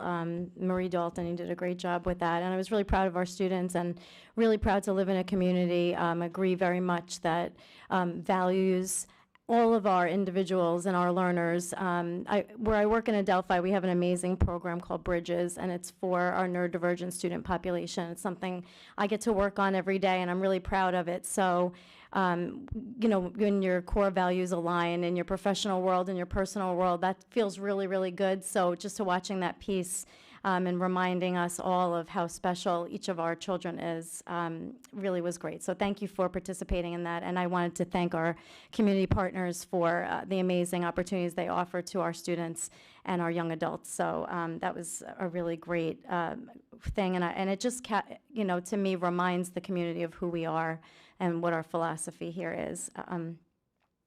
I really want to say how sad I am that Mrs. Rehak is leaving this district. I have to tell you that you have made very difficult concepts and even some answers broken down to be made easier to understand. And I really appreciate that, because it's not easy to take on all of this. You came in you know, only a year and a half ago, but you've made a lot of positive difference here, and I really would like to thank you.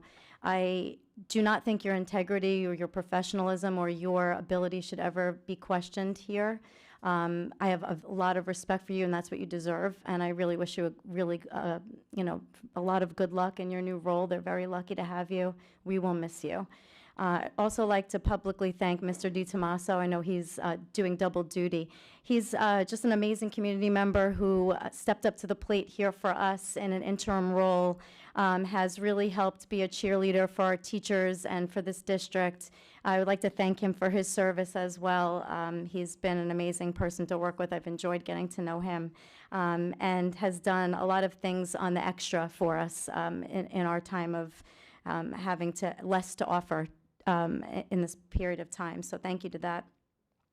I wanted to compliment the 3 women at the forum last night. I think you're all here. So it's not easy to sit up there. It's not easy to have rapid fire questions coming your way, but thank you all for stepping up to the plate. This is an important job. I appreciate all of you, and thank you for what you do, and thank you for you know, your participation. So just congratulations on a job well done.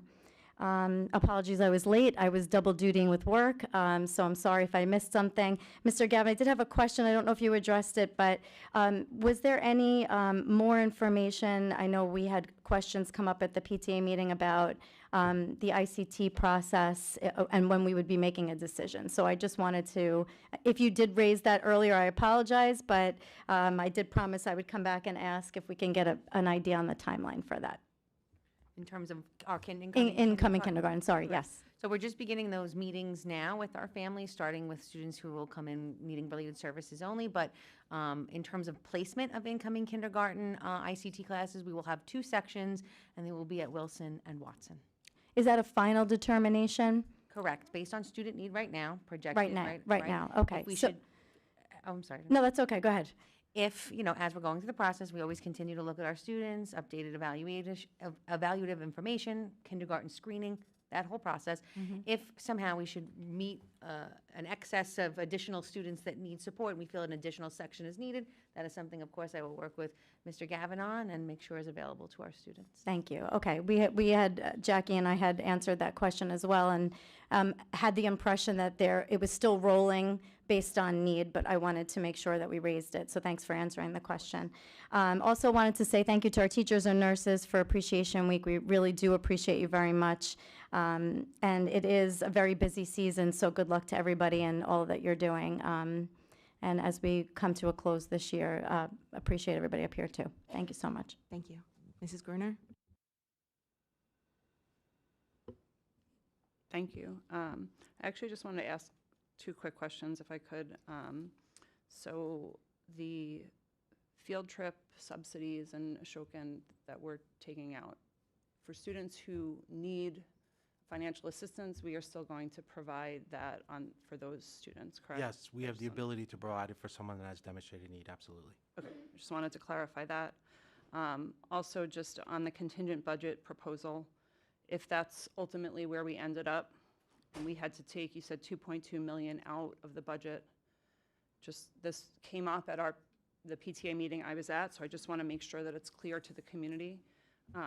We would still need to make up the $3.2 million gap that we're making up, correct? Plus take out an additional 2.2 million. So just so everyone is clear, if we do go to contingent budget, the cuts that are proposed, okay, the dollar amount needs to still happen, and then we have to cut beyond that by removing our capital money, and then building off our current tax levy that we use this year to operate next year when expenses are going to be higher. So I don't know that that was fully clear. If you think you can explain it more clearly than I thought that was a point worth making sure everyone is aware of. Yes, it's the budget where it would be now, plus we'd have to reduce an additional 2.2 million. In a contingent budget, there are certain things that are required to be removed. So for example, capital equipment, and like I said, the community use of facilities, you can't have any costs related to that. So we can still allow people to use our facilities, but we would have to charge fees in order for a custodian to be here to open and close the building, or if, there are certain other needs that they have that requires us to incur a cost, we have to pass that fee on. So those are some of the costs that have to come out. Equipment and capital. We talked about capital a lot, and I just want to be clear on that as well, because a lot of people asked, why are we spending any money on capital? Put that towards instruction, and as I explained, we cannot do that. The transfer to capital is a dollar for dollar levy. If we remove the transfer to capital, our revenue goes down by the same amount. You can't use it for anything else. So, and this, we went into detail in February, and I did go over it in the PTA meeting I was at as well, but so it's not something like if we remove it, we can use it for something else. That's not allowed either. So yes, it would be the reductions we have now, plus an additional 2.2 million, plus the impact that has then on future years, because it's not just 2.2 million, it's in 1 year. It's 2.2 million in every year in perpetuity. Thank you. So just a few more comments. So throughout this whole process, I have really tried to illustrate my thought process as to why I support the budget as proposed. I will thank Ms. Rehak. I think she has an excellent grasp of every dollar and every budget line that is in this budget. In the process of developing it, she developed it with building principals, so they had input as to how their buildings run and what they need to make their buildings run. She developed it with central office. And so while in the end, people are disagreeing with how the money is going to be spent, I have zero doubt and have had no doubt that the numbers presented are the numbers that they are. And I've said it multiple times, but I will just reiterate one more time. We have a limited pie. Our limited pie grows at a very limited rate compared to the growth in our expenses. I will say that I have heard now, being at several PTA meetings and just talking to people in the community, that they would like greater opportunity for engagement on the budget. So I do think we should consider for next year how we do our budget presentations in general, and if we want to try to consider altering that process a little bit. But at the end of the day, the thing I still keep coming back to, and that has gotten me comfortable with this being the least bad choice. I don't think it's the great choice, I just think it's the least bad choice. We know the reality that we are facing, okay? We don't know. We can project what we think might happen in the future. We can be worried. I think it's a perfectly normal thing for parents to be worried about what instruction is going to look like next year. And I think we have a lot of work to do to try and revise and evolve the way we deliver instruction.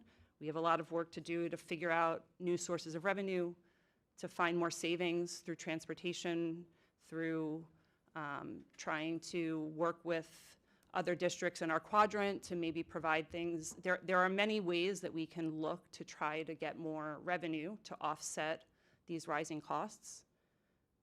But the reality is, right now, in this moment, if we are not going to pass this budget, okay, we are going to have a much harder time next year. Okay? The problem is not going away. The problem needs to be addressed now, in the moment, as hard as that is. And then that would be phase one. And then we go into the planning of how we're going to plan into this and try to make it work and make adjustments as necessary for the future. But I am going to urge the community to really think long and hard. Okay, we have heard everyone's concerns, and we have heard multiple people say, vote the budget down, it will force them to reconsider, it will somehow solve the problem. Okay. I don't personally think that that is going to solve the problem. I think it's just going to create greater fiscal stress, less flexibility, financial flexibility down the road. So I am really urging you, as emotionally frustrated as you might be, to take a step back and really think about the consequences of your vote. And I would really encourage you to vote for this budget and give us the flexibility, whether I'm the one sitting here or not, give the board the flexibility to be able to plan and develop something that is good for students next year. Thank you. One other thing, sorry. I wanted to thank Callie, but she left. And I'm curious if, I love the fact that we are talking to students. I think they are the ones living the experience, and I think they often have such insightful things to tell us. So two things, actually. I'm curious if they made any suggestions as to how they would like to receive mental health information, and if not, if we could go back to them and let them help us develop their response. I know walking around this building, I see like the trusted adult signs that have been there for years. I think they now fade into the scenery. So I do think that's something worth looking at. I'm also just curious if we could see the responses. I would love to see what the students said and what's on their mind. And I just want to congratulate and thank Callie and the SGA for putting it together, because I think it was an excellent idea. And thank you to Senator Bino, sorry. And thank you to all of our teachers for Teacher Appreciation Week. I'm done now. Thank you. Dr. Downing? We have long been a community that supports education, that supports every student, and we appreciate all of the input and engagement with the budget process this year. There is great detail from the 8 budget presentations that we have discussed in public with supporting details, but there's no doubt it is complex, and we have heard the call for clearer ways to offer this information. Board members receive regular financial reports, warrants, New York State and BOCES agreements, treasurer's report, and audits reports. We are all members of the audit committee. We all vote on all of these financial reports in public. And I echo the thanks to Ms. Rehak for your work and professionalism. These are challenging times for many districts, for many municipalities, all dealing with the same rising expenses. The board and the administration must present a balanced budget. We have faced and closed proposed budget gaps before. This year we came out in January publicly to explain how we are planning ahead and making changes. These are serious discussions about staffing, about programs. These are heavy issues that affect students and teachers and employees. These are serious times for serious people who are willing to work together productively and solve problems together. I ask the community to please come out and vote on May 19th. The school budget and the library budget are on the ballot, and every single vote matters. I want to thank Ms. Dalton for the Wellness Walk. I want to congratulate the Ed Foundation for a successful and fun gala celebrating 35 years of donating grant money to our teachers for grants that enrich our children's education. I want to congratulate all of the student artists in the Congressional Art Contest and those who have their work currently on display at the library, another great community partnership. I want to wish our students currently at Ashokan good luck and have fun on that field trip that will continue. And congratulations to our middle schoolers on their community project fair. And a huge thank you to all the teachers, the mentors, and the parents for sure who helped the students with those community projects. It is concert season. Best of luck to our musicians. Congratulations to all of our 5th grade students who are enjoying their end of year celebrations. And good luck to our students who are working so hard to prepare for their final exams. And I echo Happy Mother's Day to all the moms. Thank you. Thank you. Thank you again to our teachers and nurses. Ms. Rehak, you're going to be sorely missed, so I don't want to go without saying that publicly once again, how much we respect and value you, and thank you for everything. And Mr. DiTomaso as well, thank you for stepping in and stepping up, and hopefully you're winning out there. Congratulations and best of luck to all of our students, and Happy Mother's Day to all of our moms. Turning to opportunity for visitors, the public is reminded to address questions or remarks to the board through its president, is requested to refrain from making any direct references to students or staff members that could be considered critical of their performance or their character. Such references to individual students or staff members are inappropriate in a public forum and should be instead conducted in private conversation with appropriate members of the staff. The public is asked to state your name and address and limit your comments to 3 minutes. Good evening. My name is Kristen Clodfelter. I live at 396 Locust Street. I do want to say, because it's Teacher Appreciation Week, how much I appreciate all of the educators in our district and everywhere. That's not why I stood up tonight, but I want to make sure I do say that. So we've spent months talking about the proposed budget, the cost of salaries, programs, operations. We talked about priorities and cuts and proposals. And in light of that, I thought that this was an appropriate time to raise an issue that I think concerns all of us that live in the school district that many people are not aware of at all. I want to talk about Molloy University. Molloy has begun a practice of purchasing private homes in both Rockville Center and South Hempstead. Molloy University is a 501c3 tax-exempt organization. As a nonprofit educational institution, it is exempt from federal and state income taxes. Further, Molloy does not pay traditional property taxes to the town of Hempstead on its campus property or other properties that it acquires. That means that we, as homeowners, shoulder the burden. I sat at a meeting with Molloy 2 years ago to express our strong opposition to this continued pattern of acquisition of private residential homes. At that time, the vice president assured us that they had no plans to purchase any further residential homes in the area. They called us last week to tell us that they are purchasing another house on Hempstead Avenue. By our count, they already own 6 homes in South Hempstead and 1 home in the village of Rockville Center. They are now buying house number 7. Each and every time they buy another house, that house essentially comes off the tax rolls indefinitely. It directly affects the financial future of our school district. You can do the math on how much your property taxes are and how much needs to be absorbed by the rest of us every year going forward for each property that they acquire. Every time a taxable private home is converted to a nonprofit ownership, that property can eventually come off the tax rolls, contribute significantly less in property taxes. Those lost dollars are not insignificant. Property taxes are the primary source of funding for our schools. They support classrooms, teachers, programs, transportation, athletics, arts, services for our children. When tax revenue disappears, the district still has the same obligations. The cost of educating students does not go down because homes are removed from the tax base. Instead, the burden shifts to the remaining homeowners and taxpayers. At a time when families are already struggling with rising taxes, inflation, and concerns about school budgets, we should not be watching our residential tax base slowly shrink. Every home purchased by a tax-exempt institution means fewer resources available to the district, or higher pressure on us as residents to make up the difference. Residents are being asked to accept tighter budgets, difficult financial decisions, and increasing tax burdens while a growing institution continues expanding into residential neighborhoods. We're asking the board to take this seriously, engage directly with Malloy leadership and advocate for the taxpayers and families and district who continue carrying a larger share of the financial burden.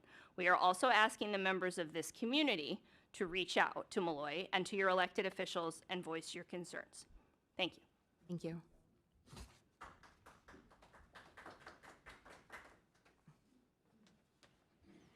Good evening. My name is Alexis Weber from Riverside Elementary School. The staff at Riverside appreciates the opportunity to share some of the wonderful things happening at our school. Riverside students have recently participated in a variety of engaging assemblies made possible through our partnership with AIM. These experiences have included STEAM and a unique didgeridoo performance, both of which enrich student learning through interactive and cultural experiences. We are also looking forward to upcoming assemblies featuring Jared Campbell and the Harlem Wizards, which we know will further inspire and energize our students. In alignment with the Rockville Center School District's goal of increasing student community engagement, Riverside continues to foster meaningful connections between students and the broader community. One recent initiative includes a collaborative project with Backyard Players and Friends with Love Nana, where students are collecting baby socks for families in need. We are proud to share that, to date, our students have collected 184 pairs of baby socks, demonstrating both generosity and a strong sense of community responsibility. Looking ahead, Riverside is excited to host several end-of-the-year events that celebrate student achievement and school pride, including our kindergarten moving up ceremony, 5th grade graduation, field day, and the Riverside Carnival. Thank you again for your time, your ongoing support, and for allowing us to share these updates. Thank you. Thank you for being here, and thank you, Riverside.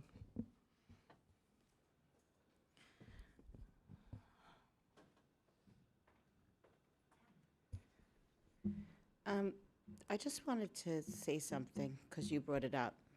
When we talk about reality, in 2010, we were ranked number 48 in the state, and currently we're ranked, or nationally, it's 600s. But, so there's a plethora of issues with this district. But it was my understanding that the superintendent of curriculum, Ms. Moriarty, who was removed. Sorry, we're not mentioning specific personnel. Sorry, Thank I you. apologize. Was making approximately $200,000. Is it true that we are paying our current per diem interim curriculum superintendent $1,000 a day? Yeah, it is true that we pay him $1,000 a day, but I can also tell you that he has been dramatically cheaper in that position than what we had budgeted. Because number one, he's retired, which means we don't need to pay budgets, which saves, benefits, which saves us about $35,000. He also has given us and donated about 15 days for free where we have not paid him, where he has not signed in, but he has worked. And I think it's more than 15 Does now. he It's work probably up to 18. 180 days, or does he work a full year? Like, what is the? He has, I mean, I don't have the days, I don't know exactly how many Right. days he has in front of me, but he has not only taken days off where he's not paid at all, but he has also come in on days and volunteered and donated those days back to the district. So he is a pretty significant savings in terms of our what we had budgeted in the position last year to what we have budgeted in the position this year. I mean, you can tell the exact number, but. And benefits are typically closer to 45 to 50,000, so not paying benefits on him is a huge difference in savings in the Right, budget. because he's collecting a pension as well. Correct. Right? Correct, yeah. Okay. But it would be important if he's working 200, let's say 200 days, that's 200,000 minus the 15 days. It's kind of around the same that the assistant to that person who was removed was making, right?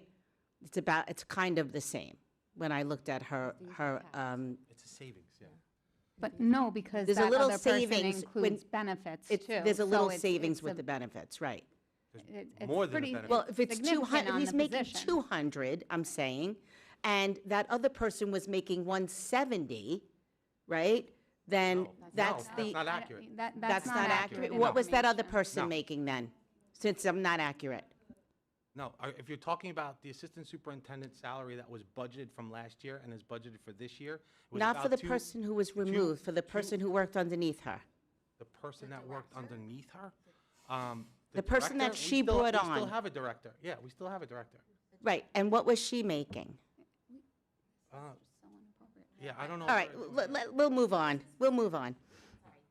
Okay. Specific people we're asking about? It's right, it's fine. Thank you. So, about the assistant superintendent of HR. For some of us, this position seems like a bit of a farce. And I'll tell you why. It was given to someone a couple of years before they were going to retire. Again, this is not allowed. I'm sorry. What's not, I'm not mentioning any names. We're talking about specific people in terms of personnel, and we're not. Okay, well, let me just make it very general. Thank you. Okay? We can't put people in positions before they retire so that they can get a bigger pension. That wasn't what happened. Well, that's the way, I'm telling you how it looks. Okay. Okay? Mm-hmm. Someone is almost ready to retire. Those of us who are educators know the last 3 years The of your salary. superintendent gets to recommend his And I'm just saying, recommendations the for last staffing and 3 years personnel. of someone's salary All is right. what is figured out for their Thank you. pension. We're done. Okay? Thanks. And the last thing is, if a school is closed, let's say it's Riverside, okay? There's no conversation about closing a school right Okay. now. But if you have to go to an alternate budget, would that be a conversation? No, not right now. Okay. And the last thing I'm going to say is all of this, well, one other question. Did you know about any of this time last year? The financial situation? We had a significant budget gap last year. This time last year? This time last year, Mhm. yes. Yeah. Okay. We closed the gap last year. Right, Mhm. but And but we, Yes. but the yes. community didn't really know how significant it was. Go ahead, Ms. Rehak. And that's Yes, we did talk about it, and those meetings you can still get on YouTube as well. We did talk about a gap, and we talked over the summer months and later about what we were doing looking forward. That's why we looked at retirement incentives. We started putting those together over the summer. We cut off purchasing in December. We did a In lot. April, and like We this made time? changes to transportation. Last year in April, we were closing the gap in the 25-26 budget. And just like I say, in the past few months, we need to continually look ahead and not look at 1 year in a vacuum. And that's why we have to build a budget that's also going to help us in future years. And we talk about the work that needs to be done over the summer as far as looking at things like Princeton plans or other things, all the work we need to do with transportation, the analysis that needs to be done. That's the work in the coming months. We talked about similar things last year, saying that we're going to have a gap next year, and we have to look at other things we need to do. So yes, we absolutely spoke about it, and we've spoken about it in the past few months about what we need to do for the coming years, because I said this is not a one-year problem. Well, I hope that you really, really seriously consider the Princeton plan, because had you considered it 3 years ago when we spoke about it, the district probably wouldn't be in the mess it's in right now. We've already asked district administration to put that study together.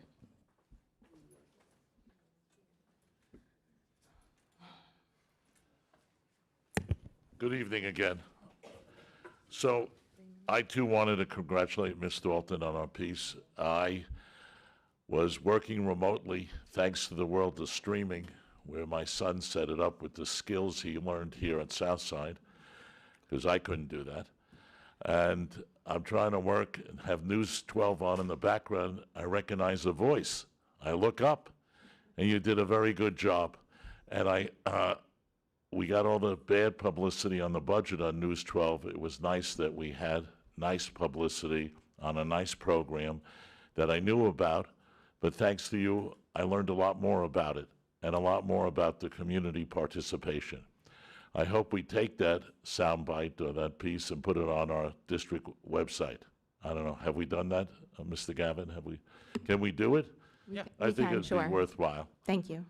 The next thing is, I heard you mention you're considering a forensic audit. May we put that on an agenda of future meeting for the board to take a vote? We'll have to look into how the process works, but the conversations will continue in public, of course. And I had asked about alternative sites for the greenhouse program and the lease of the greenhouse program, but I didn't foil it and when it was up. So even before the Herald ran the story, I had called Mr. Gavin's office and left a message to discuss that with him, but he obviously didn't get the message because he didn't call me back.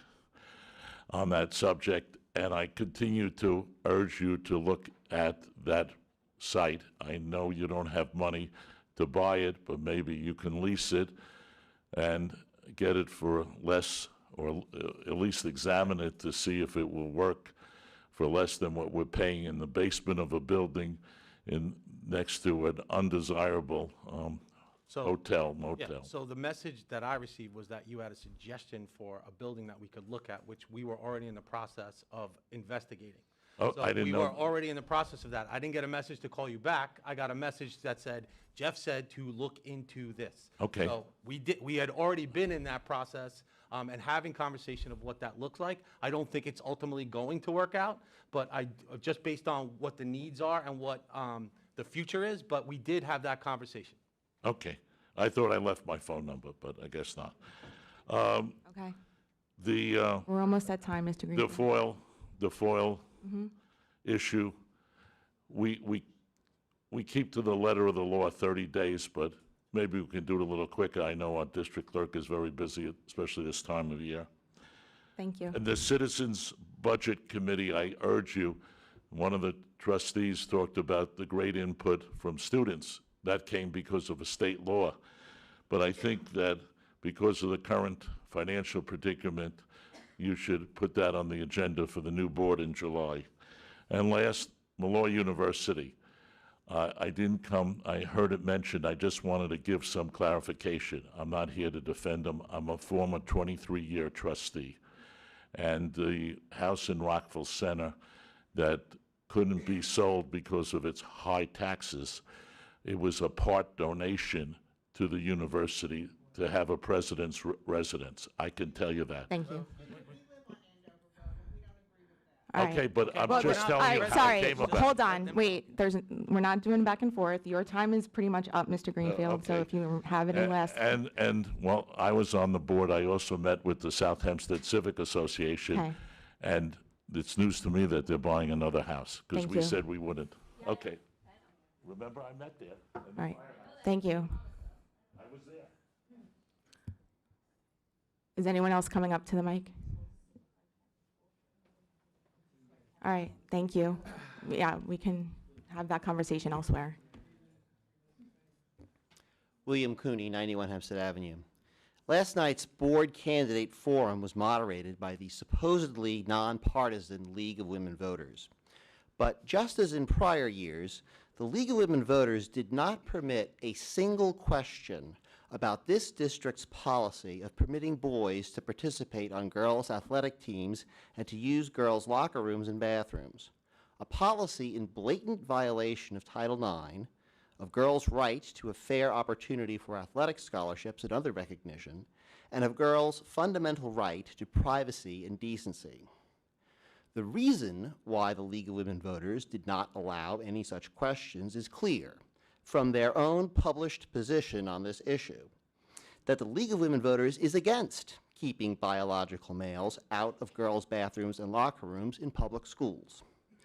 The League of Women Voters on their website, and I encourage you all to check it, even labels any dissent from this policy as harmful to our democracy. This position shows the League of Women Voters' claims to nonpartisanship and neutrality are a disingenuous misrepresentation. Dissent is not harmful to democracy. The ability to freely express a dissenting viewpoint is essential to any democracy. How dissent to this particular policy is harmful to our democracy is especially inexplicable because the vast majority of Americans consistently express the view that girls and women have a right to their own athletic teams and private spaces that should be protected in accordance with irrefutable objective reality and not the unsupportable ideological whims of the far left. So what we got last night was a candidate forum that did not address girls' rights at all because the moderators don't want the policy that tramples on that, upon those rights to be challenged or questioned in any way. Most residents are now so discouraged by such shenanigans that they don't even vote at all. If the board wants to restore the community trust it has squandered away and encourage more than just a fraction of the population to vote, as they usually do, then it will ensure that future board candidate forums are not moderated exclusively by a far-left activist organization that ignores the questions and concerns of the majority of citizens who are not Democrats. Thank you. Just to clarify one thing, the board doesn't organize the candidate forum. This Board of Education does not organize the candidate forum. Did you authorize it? No. You didn't authorize the use of the auditorium for the candidate forum? Is that your position? The use of the auditorium, respectfully, the use of the auditorium, yes, but we don't organize or set. That was a PTA council, right? Yes.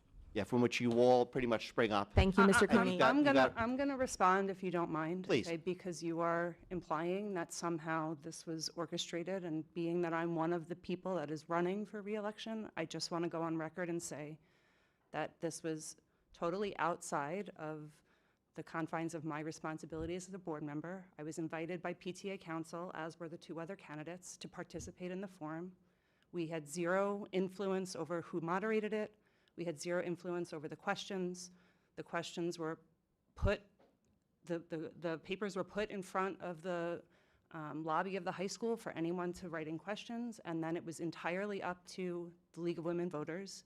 If you have objection to the League of Women Voters as a moderator, okay, fair, but it's not the board that had anything to do with that, and I would encourage you to ask PTA or perhaps suggest another moderator that could be used in the future, but that had nothing to do with this set of responsibilities. That's an incredible dodge of responsibility, and that's part of the problem, quite frankly. Thank you, Mr. Cooney. We're done. So I'm going to say one more thing, okay?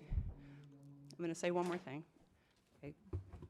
If you're going to attack my integrity. I'm not attacking your integrity. I'm attacking I'm attacking, well, I'm not attacking anyone. I'm pointing out that the board allowed this to happen, and it wasn't just this year. This happens The board doesn't every authorize year. the candidate forum, Mr. Cooney. We'll agree to disagree. Yes, we're done.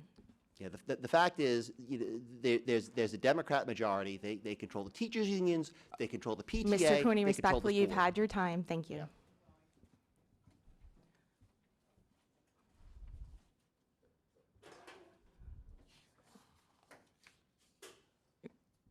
Can I have a motion to approve items for action M1 through 09? So moved. Second. Any questions? All in favor? Aye. Can I have a motion to adjourn? So moved. Second. All in favor? Aye. Thank you, everyone. Please vote on May 19th. The next meeting is June 4th. Have a great evening.